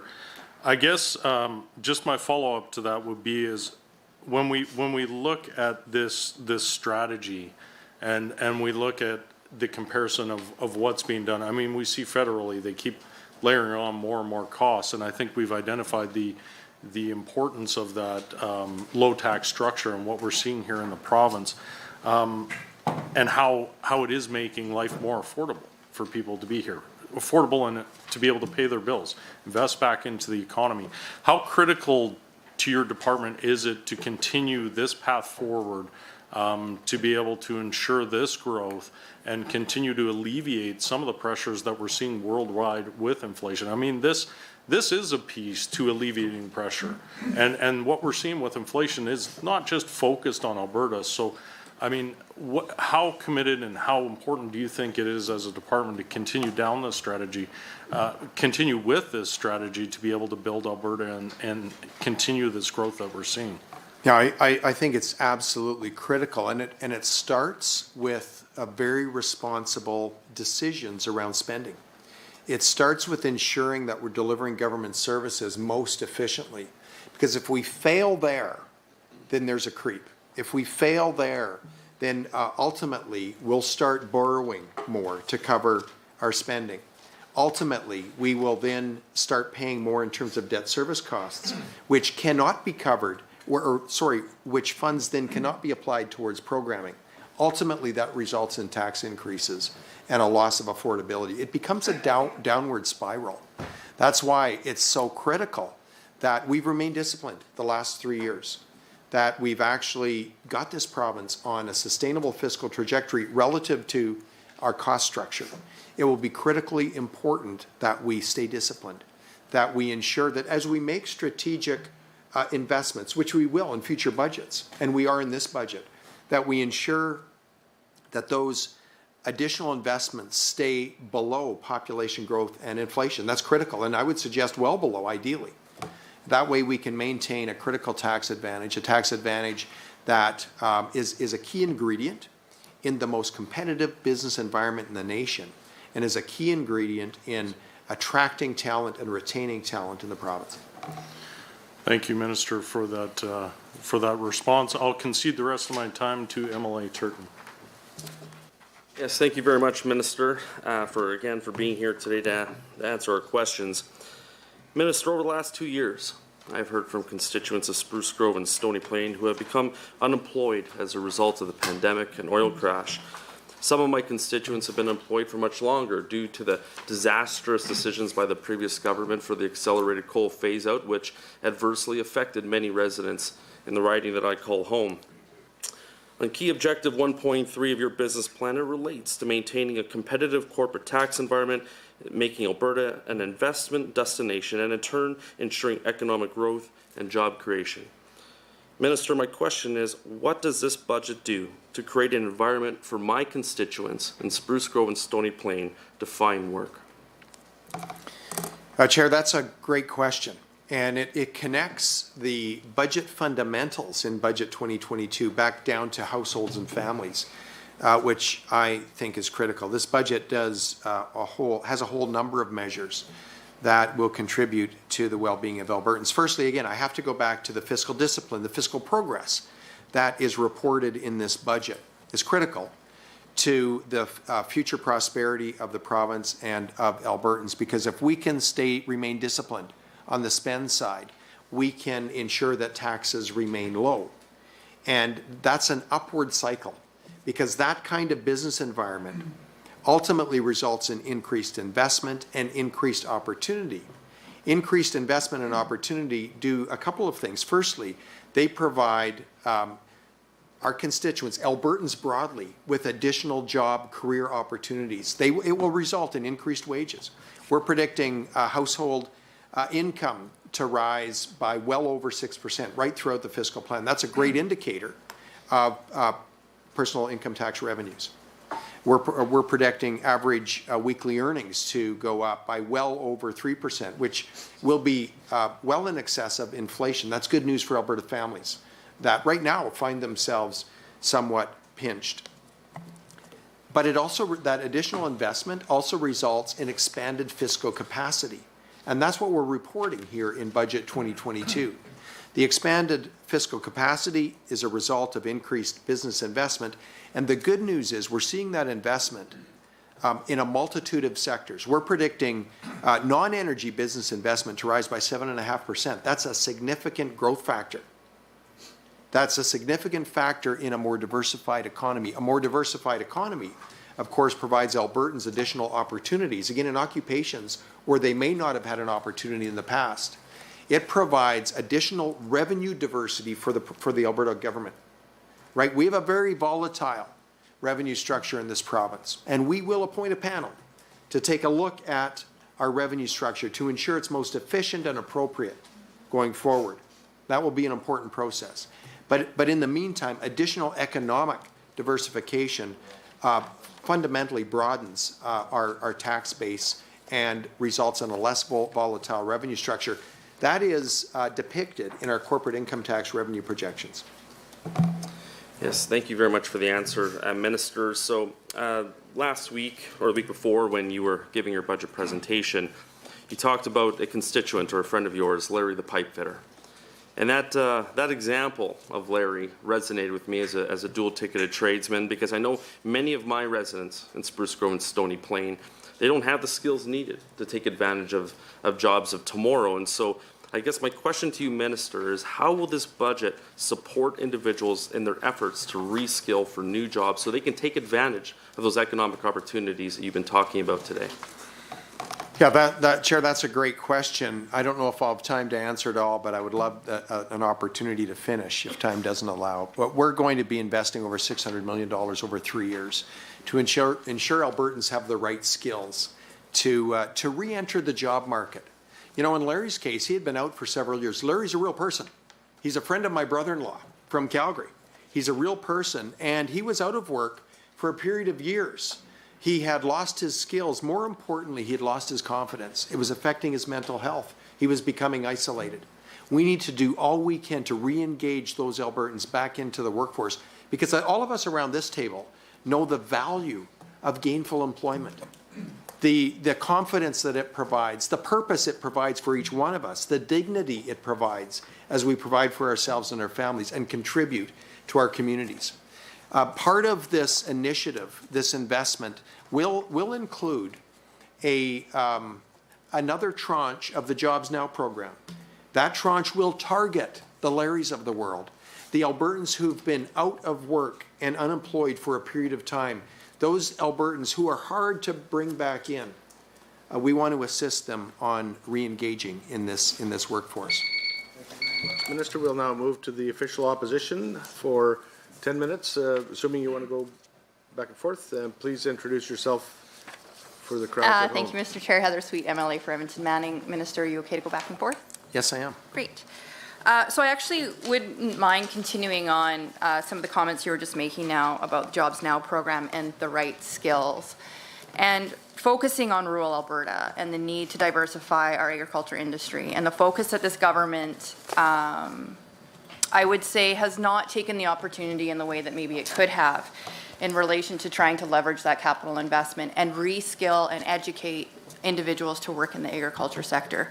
One of the highlights that I would like to talk about is the fact that if we look at the current fiscal plan, rural universities and colleges have not been funded the same way that we would see our other urban centers. So Olds College, innovation and technology in the agriculture sector did not receive any supports in this current budget. Same with Lakeland College and Lethbridge. And so my question would be is when we're looking at the right skills, as you've just said, and the Jobs Now program, are you not recognizing the potential of the agriculture industry and the fact that looking at innovation and technology in agriculture in those colleges would help develop the right skills in the future of Alberta's economy?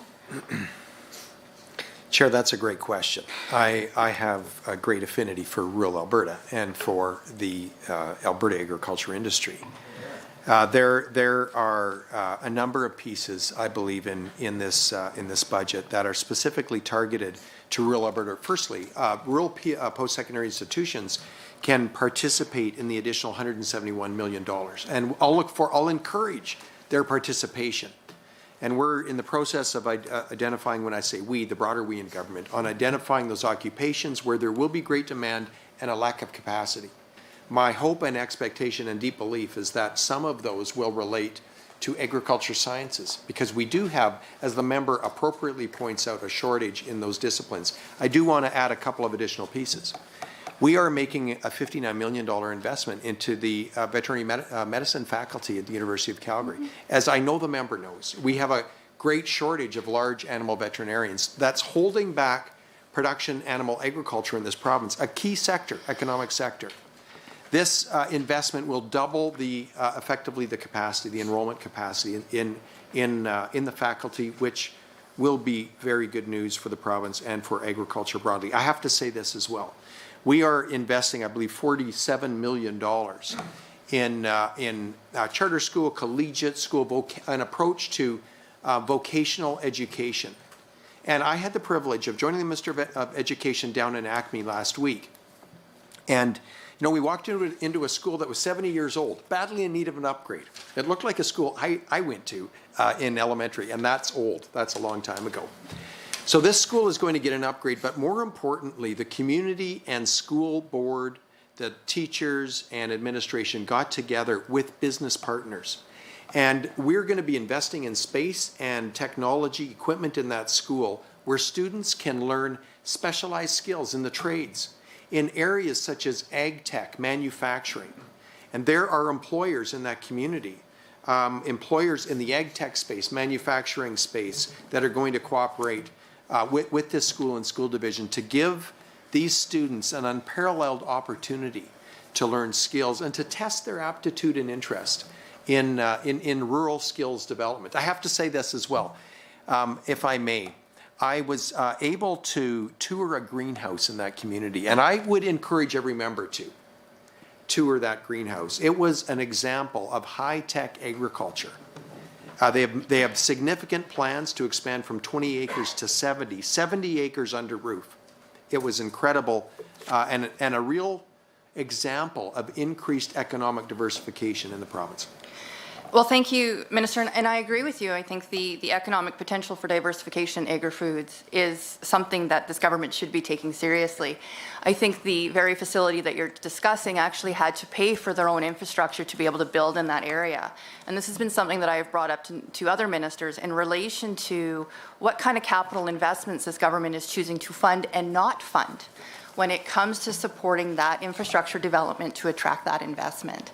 And we have seen across this budget that, especially in relation to municipalities and the economic capacity and competitiveness in comparison to other jurisdictions, Saskatchewan and Manitoba, and we've had this conversation, is that if an industry can look at investing in Saskatchewan and they get the benefits of the infrastructure being put in place and some of that economic stimulus or opportunity that the province may offer, they will look at Saskatchewan over Alberta.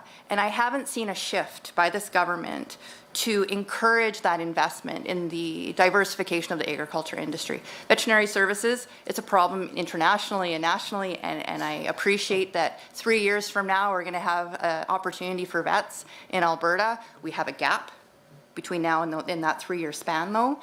But what I haven't seen is a clear plan within this budget that really supports rural economic development and the diversification of the agriculture industry. And I think it's a missed opportunity. And when we look at the fact that there is volatile revenue, that our budget does rely on oil and gas primarily, and there is an opportunity to be competitive with the Saskatchewan and Manitoba markets. My question again would be is, why has that not been highlighted in this budget, and that opportunity for capital investment being leveraged with this surplus that this government has, and the way to encourage that investment to continue to look at opportunities in rural Alberta, such as making sure there's infrastructure in place where corporate, such as the greenhouse, where they would want to build and encourage that job growth and diversification in those communities. Chair, I appreciate the member's focus on rural Alberta. I share that vision for economic growth in that part of the province. I have to say that this budget does include $15 million over the fiscal plan, specifically that's in the investment and growth fund. That's specifically to target investment in rural Alberta. I also need to say that with our economic recovery plan, we've focused on key strategic infrastructure that would improve our competitiveness, productivity, result in increased investment attraction. One project, for example, targeted specifically in the southeastern part of the province was the twinning of Highway 3. That was key infrastructure that agri-food processor investment proponents identified as insufficient before they would move forward with their investment plans. We're remedying that right now. This summer, there will be dirt flying on that project. We need to get it done so that we don't have any lack of infrastructure that's impeding investment.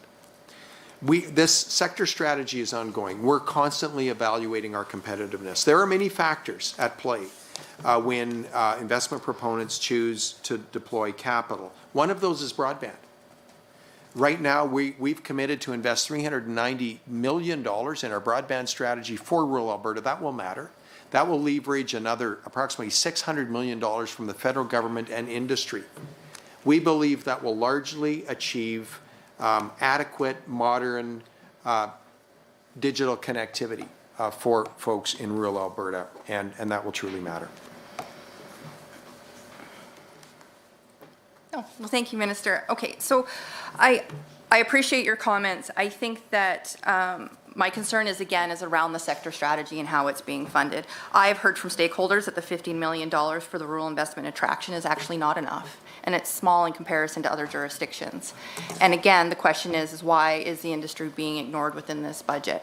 There is opportunity for numerous investments in different sectors within agriculture when it comes to that value add.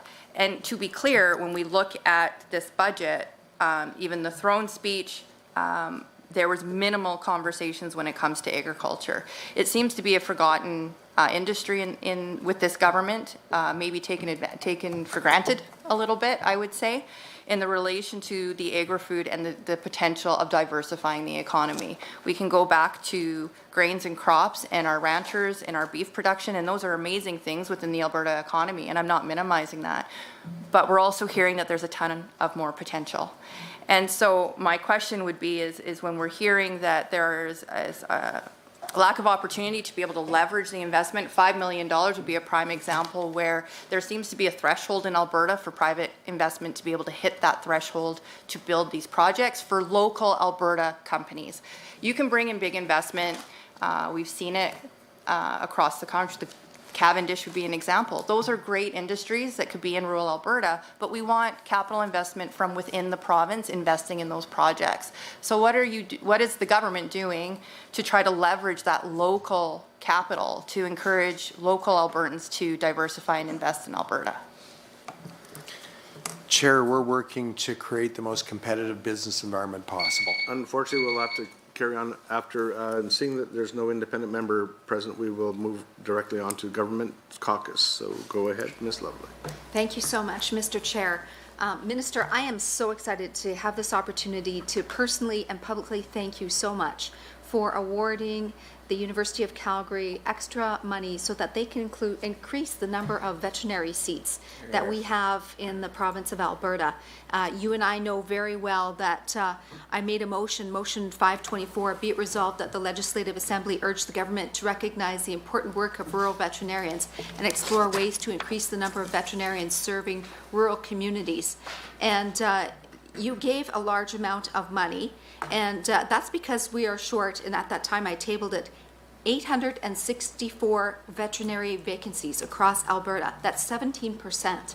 That is drastic. And it specifically affects the large animal market. And if we have producers who are not able to get care for their animals and they're having to do these surgeries, it doesn't have a positive outcome for the animal generally, because these are just lay people who love the animals, who want to do the best for them. But if that veterinarian is an hour and a half or more away, the chances of that animal getting the help that it needs at that moment when it needs it is very, very slim. And so I wanted to thank you for that investment.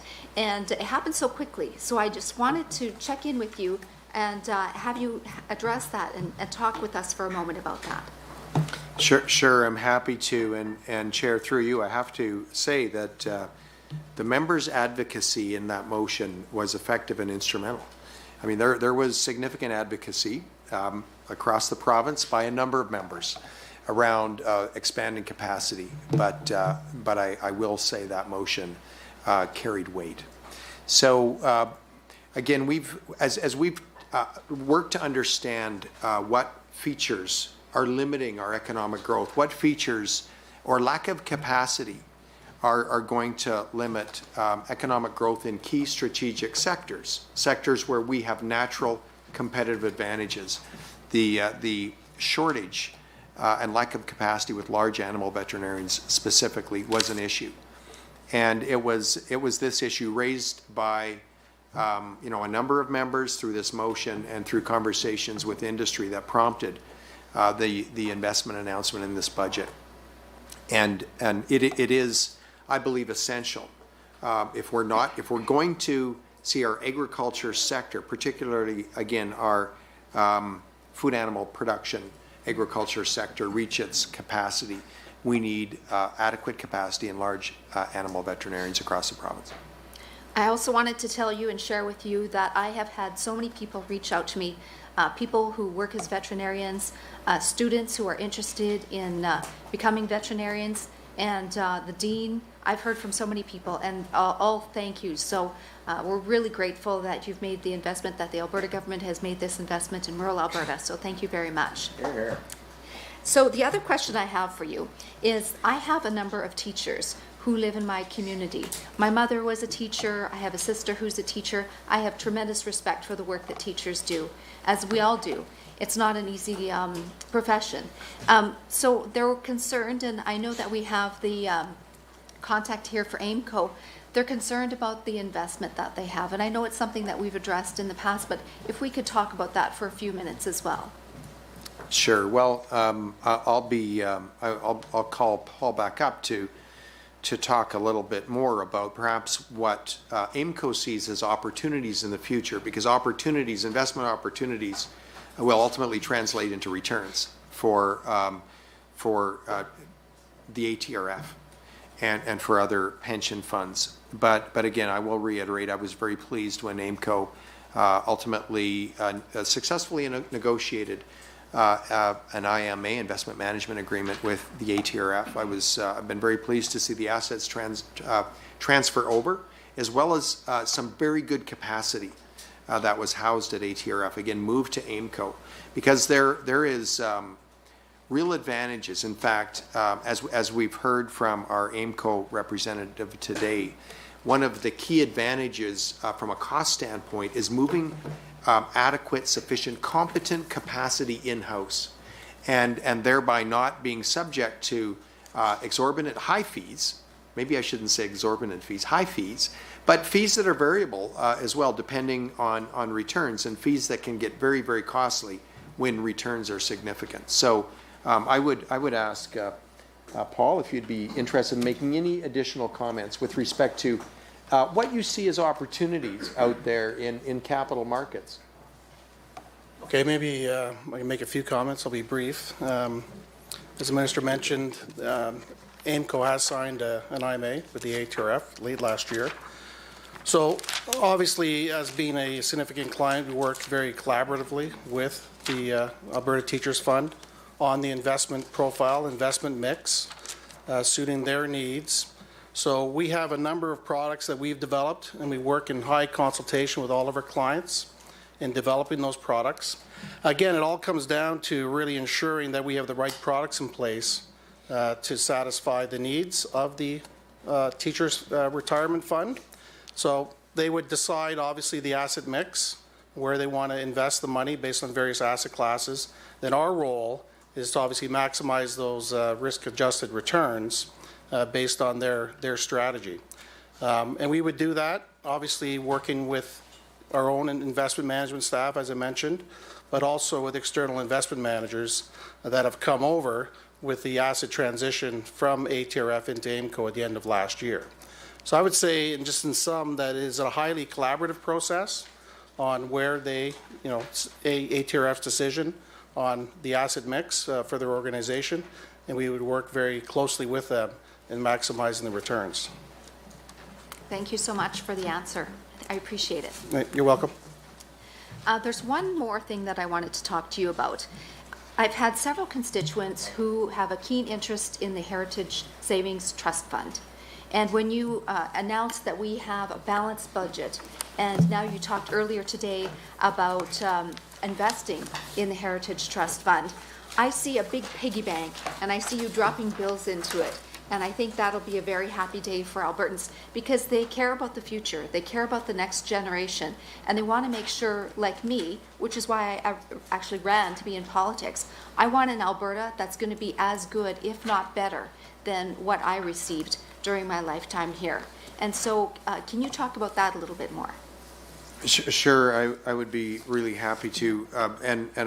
Again, I share your enthusiasm for a balanced budget. We're projecting it. We haven't achieved it, but we're projecting it for the upcoming year. And again, we were explicit in the fiscal plan that any surplus up to the value of the investment returns earnings of the Heritage Savings Trust Fund will be categorically reinvested into that fund this year. So, should we end up with an unexpected surplus, there will be a significant investment again into the Heritage Savings Trust Fund.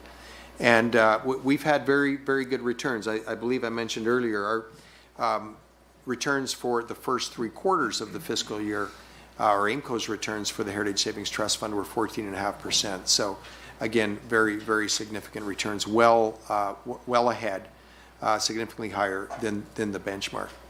But the Heritage Fund has been, again, a point of pride for Albertans. I'm a lifelong Albertan, and it has been a point of pride for those in this province. And I believe it's provided, even as credit rating agencies take a look at, the province's fiscal structure, its balance sheet, the fact that we have a Heritage Savings Trust Fund has mattered. The fact that we have effectively set aside some funds for a rainy day, it's mattered. But I believe that whenever possible, we should be growing that fund. Again, Chair, to the member's point, and that is to ensure that future generations have as much opportunity as our generation has had in this province.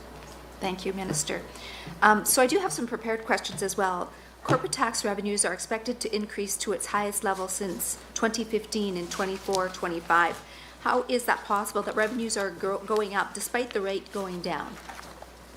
That's a great question, and it really speaks to expanded fiscal capacity driven by significant economic growth that is driven by investment attraction. And all of that is accelerated because we have a very, very competitive business environment in the province.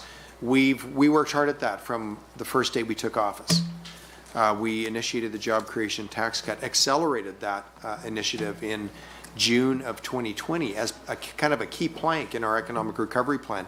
At a time when other jurisdictions were probably looking at raising taxes, we wanted to send a clear message to capital markets that we would follow through. Thank you, Minister. We'll now move on to a 10-minute block for the official opposition. Go ahead, Member Ganley. Thank you, Mr. Chair. Yes, sure. Back and forth if you're willing. Thank you.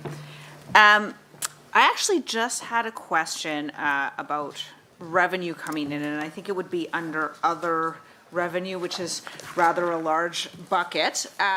But, you know, a couple of years ago, your government brought in a plan to pay for additional RCMP under the contract.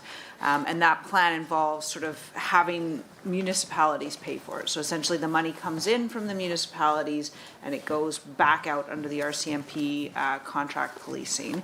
The revenue doesn't appear to be sufficient under other revenue in the justice budget to reflect it. Yesterday, Municipal Affairs was unable to answer the question, so I'm hoping perhaps you can tell me where that revenue is reflected and how much it was, both in the year we're just completing and in the upcoming year. And I'm happy to receive that in writing as well. All right, Chair. That is a very specific question. I'm happy to answer it. And if officials can provide me the information during this time, I will answer it verbally. Otherwise, we will provide it in written form. But effectively, the objective of that initiative was to enhance our rural policing. We have a real crime problem, which I think we all recognize. It's been a challenge for years in this province. And there's been work done by previous governments and certainly carried on by our government with new initiatives to work to combat rural crime. That was really the goal, with ultimately enhancing enforcement capacity in rural Alberta. And so maybe I'll leave my comments there and provide additional information when I have it. Thanks. Thank you. Thank you, Minister. And just to confirm or to go back and forth, I don't know if I need to confirm Sure. that. So I just have a couple of follow-up questions on just items that potentially the Minister could table for us perhaps before we vote on estimates as customary. One of them is on January 25th at the Heritage Savings Trust Fund meeting, I asked AIMCO for some follow-up on the annual investment performance bonus figures for the previous CEO. I was looking for the long-term investment performance figures, the total of that, and confirmation that leveling up his annual performance bonus figures, that is to say that there was a missed performance target of 16 points and leveling that up to 2 points negative was in fact industry standard. I haven't received that response yet. It's customary for it to be forwarded to the committee within 30 days, but not required. So I'm wondering if the Minister can just simply undertake that follow-up is either sent on to the Heritage Savings Trust Fund or to this committee prior to estimates. That would be appreciated, or to the vote rather.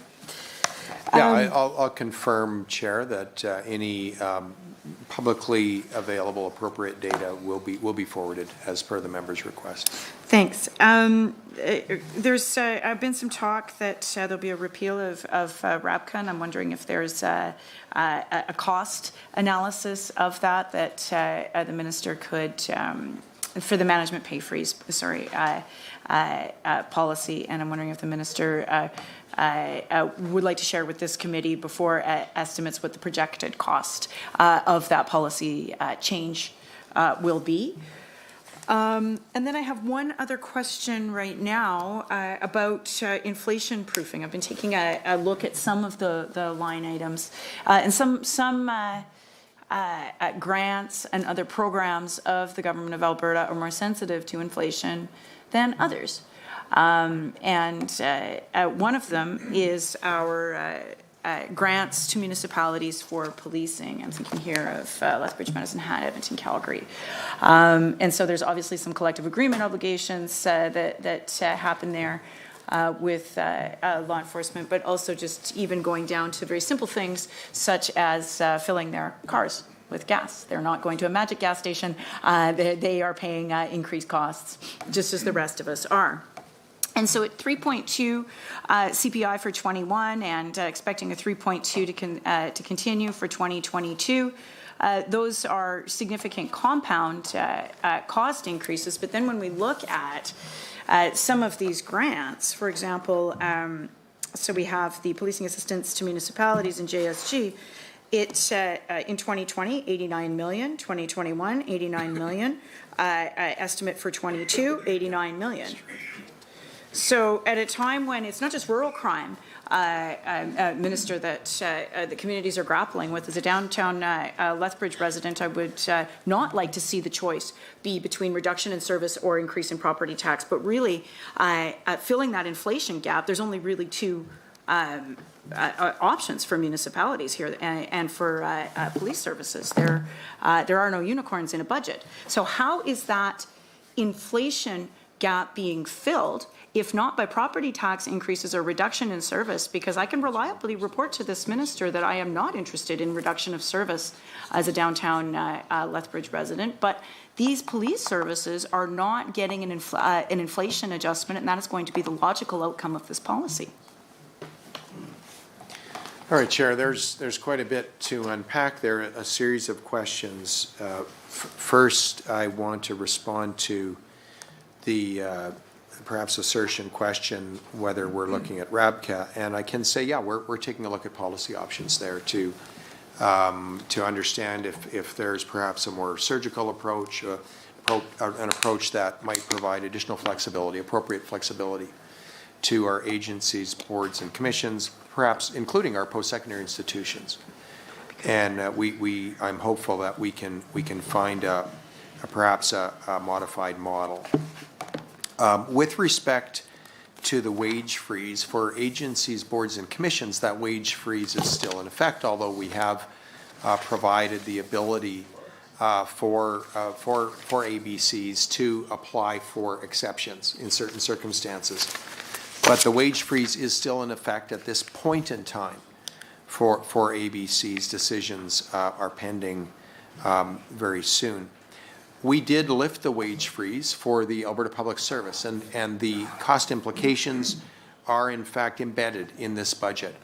And the cost of lifting that freeze for 22-23 is $14.2 million. And again, those costs are reflected in these estimates broadly throughout the government. Chair, the member talked about inflation pressure on enforcement services and how inflation pressure actually affects the delivery of services broadly, and I agree with that assertion. That's one reason why I believe the tax relief, the fuel tax relief measure, will be of real assistance broadly across our economy and to even government efforts. So this 13-cent tax relief will apply to enforcement when they fill up their vehicles. So should WTI prices stay high, should there be a continued squeeze in terms of energy, gas, and diesel prices, then enforcement services will benefit from the tax relief. And I will broaden that out. School divisions will benefit significantly in their busing and transportation from that relief measure. And of course, Albertans broadly will benefit. So let's talk a little bit in the remaining time that we have about Calgary's unemployment rate. The number of head offices in Calgary is down under the government's mandate, according to Statistics Canada. Calgary has the highest unemployment rate of any major Canadian city. There has been $5 million put into Calgary's downtown core, an amount that people in that city felt was insulting. What is the plan for Calgary? And what lessons has the government learned on strategies that haven't worked over these first 3 years? All right, Chair, with your indulgence, I would like to just finish my answer.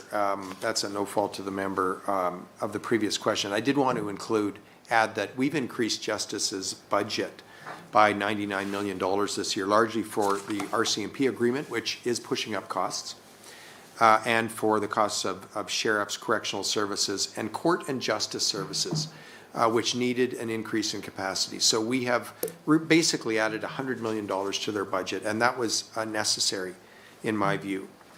Now, with respect to the question around downtown cores, and I'm going to talk about Calgary and Edmonton being our two largest cities. But, I could even broaden that out to municipalities like Lethbridge or Grand Prairie or perhaps Fort McMurray.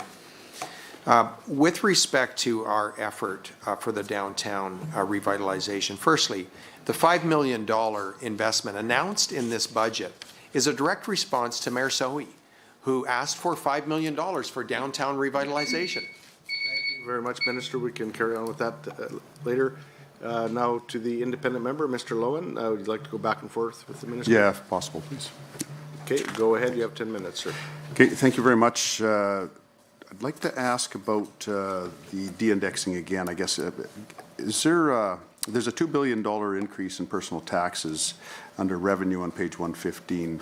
Does that have anything to do with de-indexing? And then could you confirm how much extra tax Albertans paid because of de-indexing? Yes, Mr. Chair, zero. Okay, thank you. Now, under revenue on page 115 in investment income, the number there from in 2021 as compared to 2022 goes up almost double, and then in 2022-23 it drops back down almost to the same amount. Could you explain why that dramatic change? Sorry, Chair, I'm going to ask for the member just to identify again which schedule he's on. I just want to make sure I'm looking at the right. Oh, sorry, yeah, business plan, page 115, revenue. Yeah, I should have been more clear there. Thanks. All right, and again, I apologize, but can you just reiterate that question? Okay, there's between the, let me just find it here, 2021 and between 2020, 2021 and 2022 and 2023, the numbers go, it doubles and then drops back down. And all right. I guess it's in billions. It goes from 2 billion to 4 billion back down to 2.8 billion. And I am just working to understand which line item. I understood you were talking about personal income tax revenue. No, this is investment income. I'm sorry. Sorry, investment yeah. income. Oh, yes. Okay. Sorry. Okay. Thank you. Thank you for that. I apologize for the confusion here. Yeah, I changed gears on you there. Sorry. So we are having an exceptional year in capital markets right now. And that's reflected in our forecast for 21-22 as presented in Q3. We don't expect those kinds of returns to continue in perpetuity, and we believe it would be irresponsible to project unusual returns. So we're expecting that returns will fall, back to more historical levels, and this budget projection reflects that. Okay, thank you. On the same page under expenses, does the line item corporate planning and red tape reduction include the whole red tape ministry? Yes, it does. It does? Okay. And is there a kind of a breakdown between the red tape ministry and corporate planning? I don't have that. There's a lot of overlap in terms of personnel and functions, so I think it would be hard to disaggregate that. Okay. That's why they're lumped together then, I guess. So, okay, no, that's fine. And on the same page under expenses, the Office of the Controller, expenses there increased, it looks like, maybe 50%. Is there any reason for that increase in expenditures?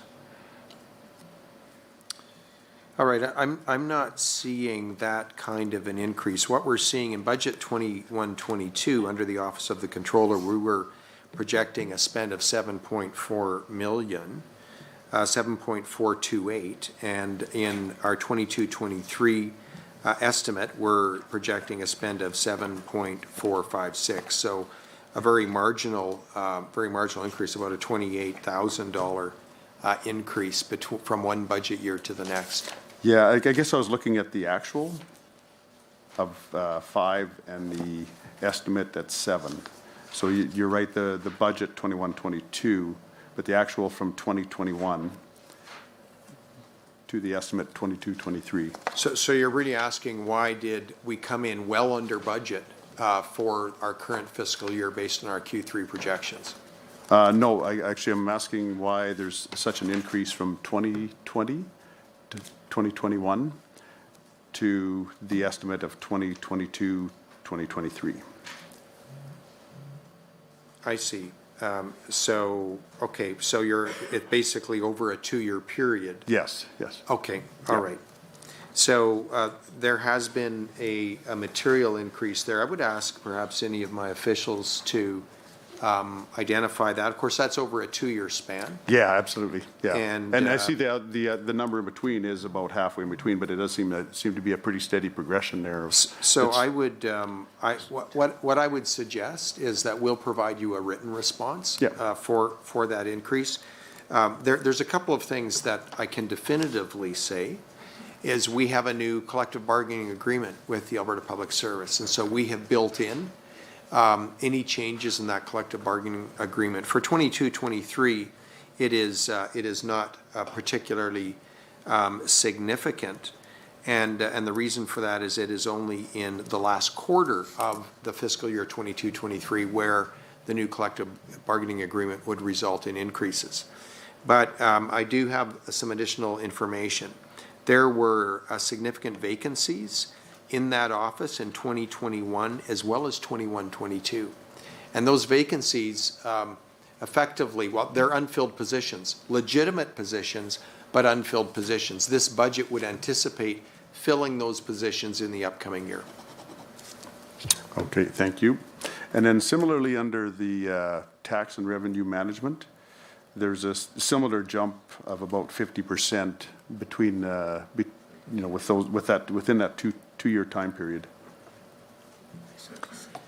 Though I see the budget for 21-22 was substantially higher than. Sure. No, that's a fair question, and I know on that front, we had a number of unfilled vacancies during that time. And let's remember, during the various COVID waves, we had personnel working from home. We had scaled back on our audit effort at that point in time. We couldn't physically be in businesses' premises doing field audit work during that time. So it is effectively a result of unfilled positions and basically a pullback for a period of time in that function.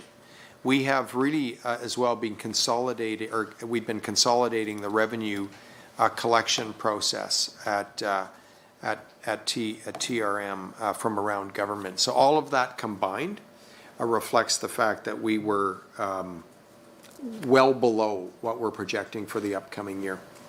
Okay, thank you. And then same page going down to Alberta Family Employment Tax Credit. I'm guessing that maybe that's being phased out. Could you kind of give me an idea what's going on with that, the Alberta Family Employment Tax? Actually, fair question. That program, of course, was combined into the Alberta Child Benefit Program, and that program is now housed in Children's Services, so you'll find it in their budget. Okay, no, that sounds good. Okay, and under revenue, same page, there is a line item called other taxes. What's included in that, the other taxes? Other taxes include the fuel tax, for instance. Other taxes would include taxes on insurance. Our 3% tax on life insurance, our 4% tax on other classes of insurance. It also includes, of course, our education property tax, which we've talked about. It includes our tourism levy, our cannabis tax, and our freehold mineral rights tax. Okay, thank you. And then again, under revenue, the same page, other revenue. Yeah, so there's other taxes and then there's other revenue down at the bottom of that section. What is included in that? Under other revenue, it includes sales, rentals, and services from effectively from capacity and business enterprises in our schools, universities, colleges, and healthcare system. For instance, under AHS, they would have parking fees and other services, sales at perhaps their cafeterias, that kind of thing. And you can apply that to post-secondary institutions, colleges, universities, etc. It also includes donations, gifts, and contributions under the same, we call it the such sector, again, schools, universities, colleges, and hospitals. It includes our AIMCO investment management charges. So as you know, any investment charges. Thank you. We'll now move on to 10 minutes back and forth with the government caucus. Go ahead, Ms. Lovely. Thank you, Mr. Chair. Minister, on page 113 of the ministry business plan, it indicates that one of the main objectives is to maintain competitive corporate tax environment, making Alberta an investment destination for high value and high investments, ensuring economic diversification, growth, and long-term economic success. Page 205 of the fiscal plan shows that corporate income tax revenue is increasing by almost 21% to $4 billion for 2022-2023. This is $697 million higher than the forecast for 21-22. Could the minister describe what accounts for such a significant increase? Sure. Well, that's an excellent question. And, you know, we've talked about it at length at committee, but it just bears repeating because it's such an important narrative in Budget 2022. Effectively, corporate income tax revenues are rising. We're projecting them to be $400 million higher per year over the course of the fiscal plan at an 8% rate than the corporate income tax that was collected prior to 2020 at a 12% rate. And of course, the reason for that is expanded fiscal capacity as a result of investment attraction and economic growth. An expanded fiscal capacity in a diversified way. You know, I think a lot of people would believe, I think I mentioned this morning, but a lot of folks would expect that the energy industry is, and particularly exploration and production companies in the energy industry would be the largest contributor for corporate income tax revenues. That's not the case. And the reason for that is that royalty expenditures are deductible for tax purposes, which results in a lower contribution, effectively a lower taxable income than one would expect. The largest contributor by far in corporate income tax revenue is our financial services sector. That's a sector that we're really looking to grow. It's a sector that we're seeing significant growth in. And I could note, you know, RBC, for instance, is setting up a tech hub in Calgary, effectively, I believe, resulting in an increased employment opportunity for, I believe, about 300 people in the province. EY announced that they're going to set up their Center of Excellence for North America in Calgary, in Alberta. Again, expanding employment opportunities and expanding the financial services sector in the province. We're seeing great interest in captive insurance opportunities now that we've enabled that with this legislation. All in all, Alberta has typically been underserved or underrepresented in financial services on a GDP basis relative to other provinces. We are looking to remedy that. All of that growth in financial services and more broadly in economic growth across sectors is contributing to strong corporate income tax projections. You know, one thing I should also add, we really intentionally took an approach that foundationally was ensured that we had the most competitive business environment broadly. We get great pressure from individual sectors to carve out special treatment for this sector or that sector. And you know, as a member from rural Alberta, I have seen over the years, I'm going to suggest all kinds of failed projects that were initiated because of significant government incentive, taxpayer incentive. That's the only reason why they went forward. Very often, 3 to 5 to 10 years down the road, you see an empty warehouse, an empty building. Ultimately, wasted taxpayer money. That's why we've taken a broad-based approach to investment attraction, an approach that will be durable, that will be sustainable, and it's an approach that's resulting in broad-based growth. Thank you, Minister. I appreciate the answer. And I'd like to turn my remaining time over to MLA Getson. Thank you, MLA. Lovely. Really appreciate that. Minister, I've got a couple things here, so just leading into it, I don't know if we could have teed that up any better. So obviously you're aware that under Minister Schweitzer, I conducted the Economic Corridors Task Force. We're just officially have that in now in the hopper. But one of the things that we did find, to your point, was that Alberta has a ton to offer. It's no longer a one-trick pony when we start talking about the energy crisis, when we start talking about logistics and transport. We almost saw, to your point, it was the perfect storm of events that lined up. The initial pressures on the logistics and the supply chain of the Port of Los Angeles being backed up. That then cascaded into Port of Long Beach. That then turned around and started cascading into Port of Vancouver. And then we had the mudslides. That backed up all of our northern outputs when it came to the pulp and paper industry, double handling, double transporting, which then backed up the oil by rail, which it was a cascading effect. And then we throw COVID onto that, where we have downturns and supply chains both coming in across the border. And then we had the geopolitical events taking place with the push on the energy. So with that, we also saw a resurgence, if you would, of interest of higher produced value products in the ag sector, the agri-food items and everything else, of which I believe there's several strategic initiatives. I quickly jotted them down here. You have on page 71, that was the key objectives when it comes to transportation, of looking, enhancing, and greening up the environment. So that almost ties perfectly, quite frankly, into the short line rail capacities. When you're talking about key outcomes on the fiscal plans regarding agriculture and forestry, of looking at rural economic development. Most of these infrastructure needs are going to be in northern Alberta for the most part to try to reach Port of Vancouver. One of the items that I'm missing though is, if you can, just bear with me a little bit, jagged here, I'm getting tired towards the end of the day. I can't imagine how you're doing with all the speaking. But when I'm looking at page 16 of the overview of the fiscal plan, what kind of jumped off the page at me, we're talking about oil by rail, and there was nothing booked, and maybe I missed it in a different part of the estimate, sir, was where was our exposure on Keystone XL? And the reason why I'm asking that is because of all of these other elements, and I can't tell you about the report because it isn't officially released, but it kind of covers off those losses and those margins, if you would, and I'm not sure how that's booked given the current environment and that the U.S. is looking to try to backfill those 850,000 barrels. And I would sure like them to buy Alberta, quite frankly. So I'm not sure how that's booked in the expenses.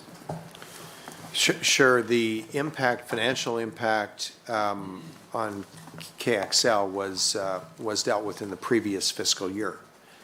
And so it's not impacting this budget. In fact, it's not impacting the current fiscal year that we're in. And I too would very much welcome that project getting back on the rails. In the meantime, we're seeking damages through NAFTA, CUSMA right now, but seeking damages from the U.S. administration around President Biden canceling the permit.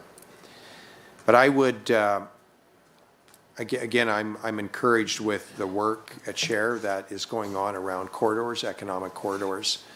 I have stated this before earlier in the day, but it bears repeating. that I believe Alberta and Canada broadly not only has an opportunity to increase the most responsible energy production in the world.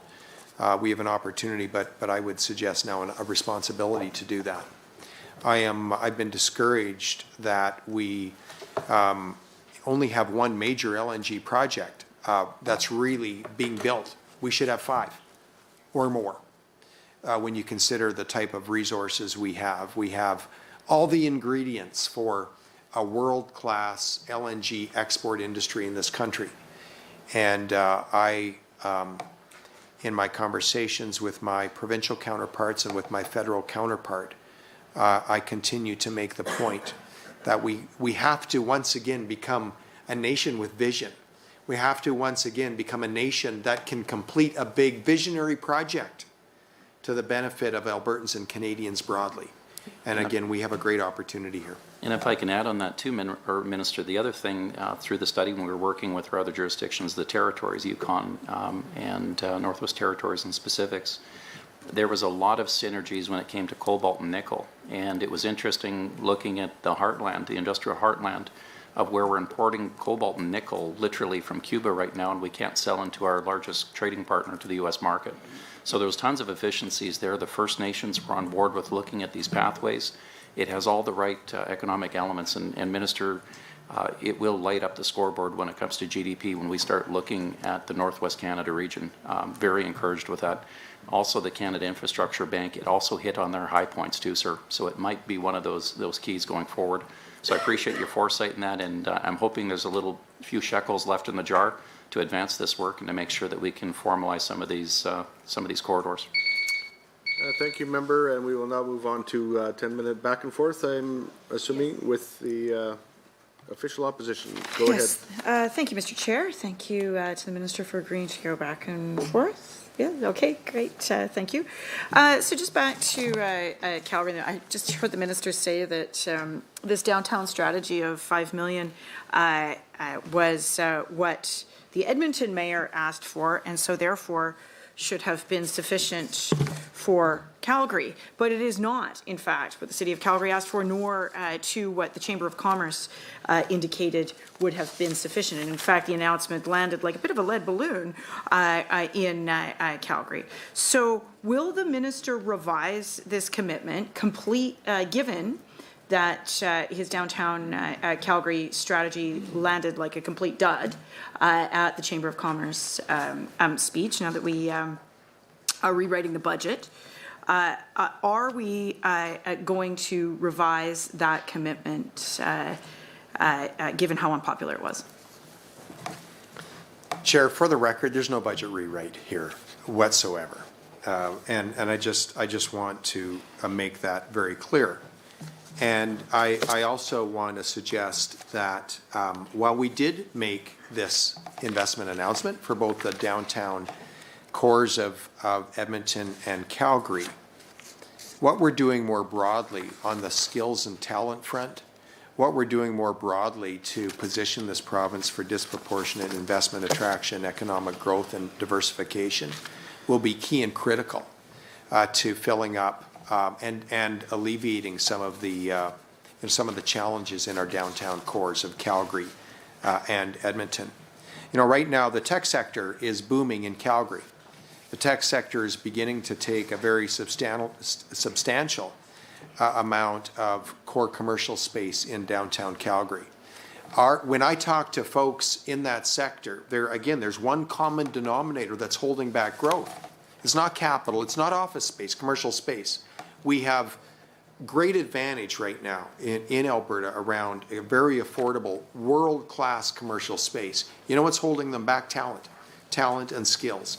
That's why we're investing $600 million over the next 3 years to ensure that Albertans can reskill, to ensure that Albertans can enter into a program, to ensure that Alberta post-secondary institutions have the specific dedicated capacity to upgrade skills, to ensure that we have additional capacity in data science, data modeling, IT, in coding, and other high-tech skill sets and occupations that right now that sector needs to grow. That right now that sector needs to utilize more office capacity in downtown Edmonton and Calgary. Moreover, broadly, our effort to deliver efficient government, our effort to keep taxes low, our effort to modernize our regulatory environment, all of that's resulting in increased investment attraction. All of that together, combined, has been effectual in attracting RBC to set up a tech hub in Calgary, downtown Calgary, to attract Ernst & Young's effort on their Finance Center of Excellence located in Calgary. Those things matter. They matter to the long-term health of our downtown core, not only in Calgary and Edmonton, but I might suggest in Lethbridge and in Grand Prairie, Fort McMurray, and every municipality in the province. So the minister has claimed that those corporate tax changes and a few other things are going to lead to the outcomes that he desires, and in fact a reversal of the historic levels of vacancy in downtown Calgary. When I met with the representatives of the Chambers of Commerce in Edmonton and Calgary, their number one ask, as I understood it, over and above some specific investments in downtown for Calgary, was also investment in housing, working with post-secondary institutions on downtown campuses, and investment in childcare. That's what they have said, both to government and to the opposition. They didn't see action on those specific asks at all, in particular on housing, where we don't see the provincial investments increasing in order to be able to appropriately leverage the federal funds that we know are on the table. But let's go to the minister's central argument here that corporate tax changes are going to lead to a flood of investment. We see on page 75 and 78 of the fiscal plan that investment doesn't recover to levels experienced under our government until at least next year. But when the CIT rate was lowered, the Premier stated that the big six Canadian banks would be, and I quote, irresponsible if they didn't move to Calgary. A moment of hubris indeed. It's been another year since I last asked. So can the minister tell us whether there's any indication that Royal Bank, TD, Scotia, BMO, CIBC, or National Bank are leaving Bay Street to set up shop with their head offices in Calgary, or if any of the three big life co's, Sun Life, Great West, or Manulife, are also doing the same. That was what the Premier set as the benchmark for an indication that his corporate tax reduction would be working. So what's the update? Chair, the update's really positive. Firstly, we're seeing investment flood into this province by the billions. But just before Christmas, the Premier and I spent a week on Bay Street. We had to do it virtually because of Omicron, but we spent a week on Bay Street. Spoke with the CEOs and presidents of a multitude of banks, financial services firms, and I came away incredibly encouraged. I came away knowing that all of those major financial institutions were taking a look at the incredible value proposition that Alberta presents, including by far and away the most competitive corporate tax rate in the nation. So yes, our plan is working. Investments flooding into the province, and yes, major financial institutions are looking at adding capacity in Calgary. What we've seen with decisions by RBC and EY is just the beginning. We're heading into what I would suggest is going to be a time of economic renaissance in this province like we've not seen for years. And Chair, I might add that we are projecting GDP growth of 5.4% in 2022. We will finally break the ceiling that was set in 2014 in this upcoming year because of the intentional economic policy this government has put in place, which contrasts to the economic policy of the previous government, which drove out investment by the billions, contributed to the vacancy rate in Calgary and downtown Edmonton, and now is being alleviated this quickly on the heels of the largest economic crisis in the province in a generation. Why? Because of a defensible, pro-business policy implemented by this government. Mr. Chair, the minister says that investment is flooding in, and it's so much more than it was in between 2015 and 2019. But you look at the actual facts on the page here, Mr. Chair. So we have page 78 of non-energy investment and page 75. And what we see here is that investment is not forecast to exceed the levels that were experienced between 2015 and 2019 until next year.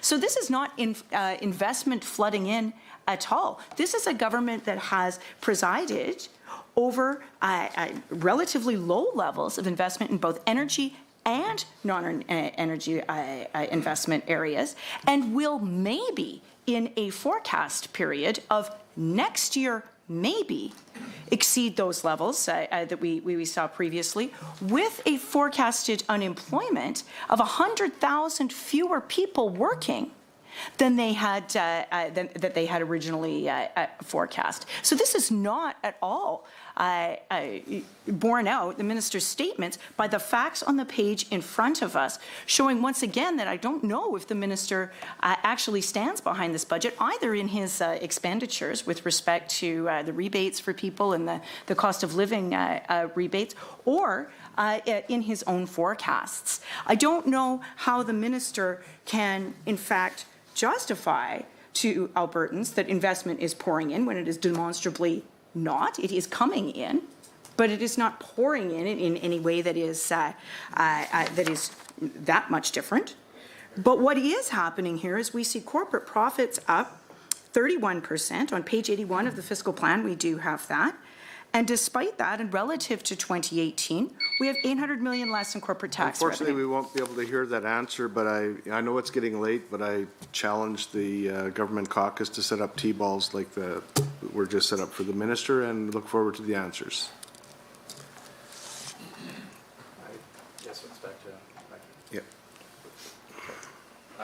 Thanks, and on that point, Mr. Chair, I think I'll tee it up for my friend in Fort McMurray, Wood Buffalo, Mr. MLA Taniel. Thank you so much.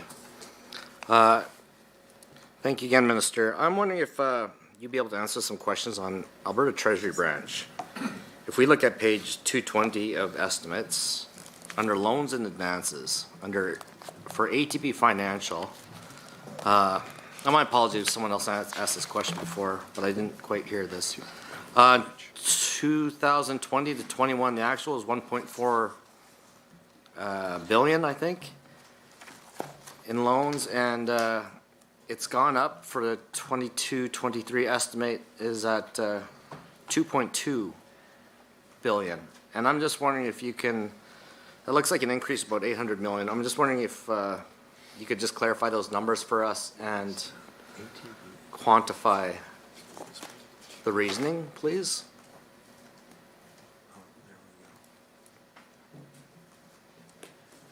All right, I'm going to, we have a representative from ATB, so I'm going to invite Mr. Dan Hugo to make some comments. But effectively, the ATB does use funds from the provincial government for part of its financing activities. And so again, this schedule would reflect changes, the ebbs and the flows in effectively government funds transferring to the ATB for financing and capital purposes. But I'm going to invite Mr. Hugo to make a few comments on what he's seeing at ATB with respect to that specific question, but also with respect to opportunity at ATB. No, thank you for the question, and really honored to be. We've been there for Alberta since 1939, and we are continuing looking forward to be there going forward. As it relates to the specific question, as you look, we use and what we would actually use to this funding from the province would be more, I would call our interim funding, and it varies. Most of our funding comes from deposits, which we then turn around for loans for Alberta and into the community. We use that funding more as a swing funding as we need variable funding. So I would sort of say those would ebb and flow, and we use that as optimize our net interest margin. As an example, during the last year, or actually since the pandemic started, ATB was the only one of the big banks that was able to increase its net interest margin, where all the other banks was actually decreased in net interest margin. Another one of those examples where we were actually being able to effectively use the funding from both the province as well as the funding from our depositors. Thank you for that. I guess the reason I want to ask questions on ATB, and perhaps you could clarify the purpose of ATB for me, is I've heard a lot of anecdotes, including from other credit unions who have lobbied me, that we need changes to our banking system and to Alberta Treasury branch in particular. I have a friend who has a lot of experience managing in banks. She retired. She was so bored, this was a few years ago, that she decided to go back into the workforce, and she decided to go work for ATB. She was shocked at the antiquated processes that Alberta Treasury branch uses. She came from Toronto Dominion Bank. I guess my concern is, can you clarify what the mandate is of ATB? Because I understand ATB does specialize in special loans with government and stuff like that, but can you clarify, help me understand what the concerns are that these other Treasury branches, banks, have with Alberta Treasury branch? Are you under an unfair playing field? Because as you just stated, you were in a different mode, going the opposite way of all the other financial institutions. And then I see here that you do have an $800 million loan from taxpayers to support your institution. Can you explain that, please? So I would like to speak to the mandate of ATB. That's a mandate that we provided the ATB in our current term.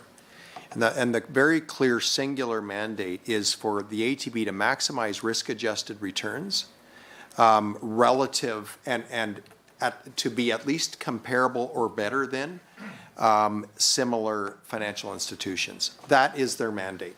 They are to provide excellent maximized returns for their shareholders, their earners or owners, who are all Albertans. So with respect to IT, digital progress, I'll let Dan speak to that, but the mandate is crystal clear.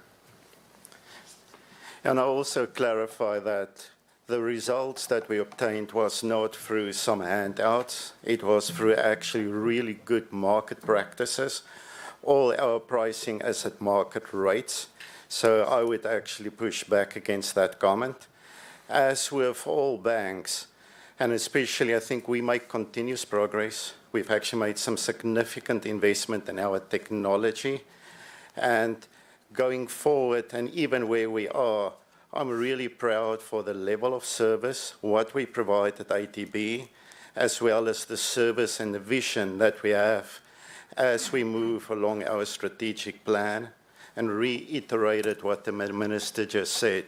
We are committed to provide market comparable returns for Alberta and continue to be there for Albertans going forward. So to clarify, banks, when you look at their investments, like their stocks, bank stocks, they're some of the most successful stocks that are out there. They're solid investments for anyone for their portfolios. They accept no funding from any government. They're considered to be very, very profitable. And yet, again, here we see $800 million from taxpayers going to your institution. So you stand by the fact that your institution is most financially viable, even amongst the big banks? Absolutely. I think most big banks actually got access to market funding. We are actually, through the province, get that access to market funding. So it's no different than other banks accessing capital markets. Yeah, ATB pays a cost of capital to the provincial government for capital received from the province. And that's important. And then we do expect them to provide, again, comparable or better risk-adjusted returns with other institutions. I'd like to cede the rest of my time to Mr. Rain, the MLA for Slave Lake. Thank you, Chair. Minister, I've heard from a lot of young people in my constituency that high school is becoming merely a university prep school where pathways that aren't a four-year degree are looked down upon. And I think that's very important, especially in our great province here with a lot of opportunities for different programs and different skill sets that we have some different stuff. What does the budget do to provide pathways for children who do not wish to go into a four-year degree program at university or college? Chair, I appreciate that question. Firstly, I would suggest that in the future, Alberta is going to need increased capacity in expert tradesmen and tradeswomen. That's going to be essential. We have many that will be retiring in the upcoming years, and I believe, again, based on the real GDP growth in this province, where in 2022, this year, next year's become this year, it's now 2022, the year we will break the real GDP ceiling set back in 2014. The GDP growth that was undermined seriously by economic policies put in place by the previous government. The GDP growth that will grow again to exceed 2014 levels as a result of this government's economic policy and positioning. There will be great demand for tradespeople in the future. That's one reason why we're allocating $30 million in our labor strategy, skills talent strategy, to expand capacity at our post-secondary institutions for Albertans wanting to reskill in the trades. The trades should be held in very high esteem. The competency that required to be an expert. Sorry, Minister, to interrupt. We will now move back over to the official opposition for about 2 minutes. Thank you, Mr. Chair. I just want to thank the officials. I want to thank in particular the last official from ATB Financial for coming to provide some clarity on his remarks on the value of ATB. Certainly from our caucus's perspective, ATB provides an important rural anchor for communities. They provide extremely important services for small businesses and agricultural sector in particular, and a significant source of employment for their storefront banking operations in very small communities in which there are few other employment opportunities in small places. And I would also direct the committee's view to page 114, in which we have ATB financial net income forecast in excess of $300 million both this year and next. It does, in fact, make good financial sense to provide those vital banking services, particular to rural, small business, and agricultural clients. And I want to thank the ATB CEO for that work. One final thing, I'm just wondering if the minister could commit to a written undertaking, wondering if there were estimates for the economic costs of the blockade at Coots, and there are monthly reports on exports and imports of manufactured goods and other commodities. So could the minister table with the committee those reports from February and any indication of the economic costs of the blockade at Coots? Chair, we would certainly be willing to provide the best estimate on any economic repercussions. Thank you. And given that we are almost out of time, Mr. Chair, I will cede the rest of my time and thank all members of the committee, all of the officials, and the minister for a very productive 6 hours. It just seemed to fly by, didn't it? And I look forward to seeing fellow members of the committee at further estimates debates. Thank you. Thank you for ceding the two seconds to me.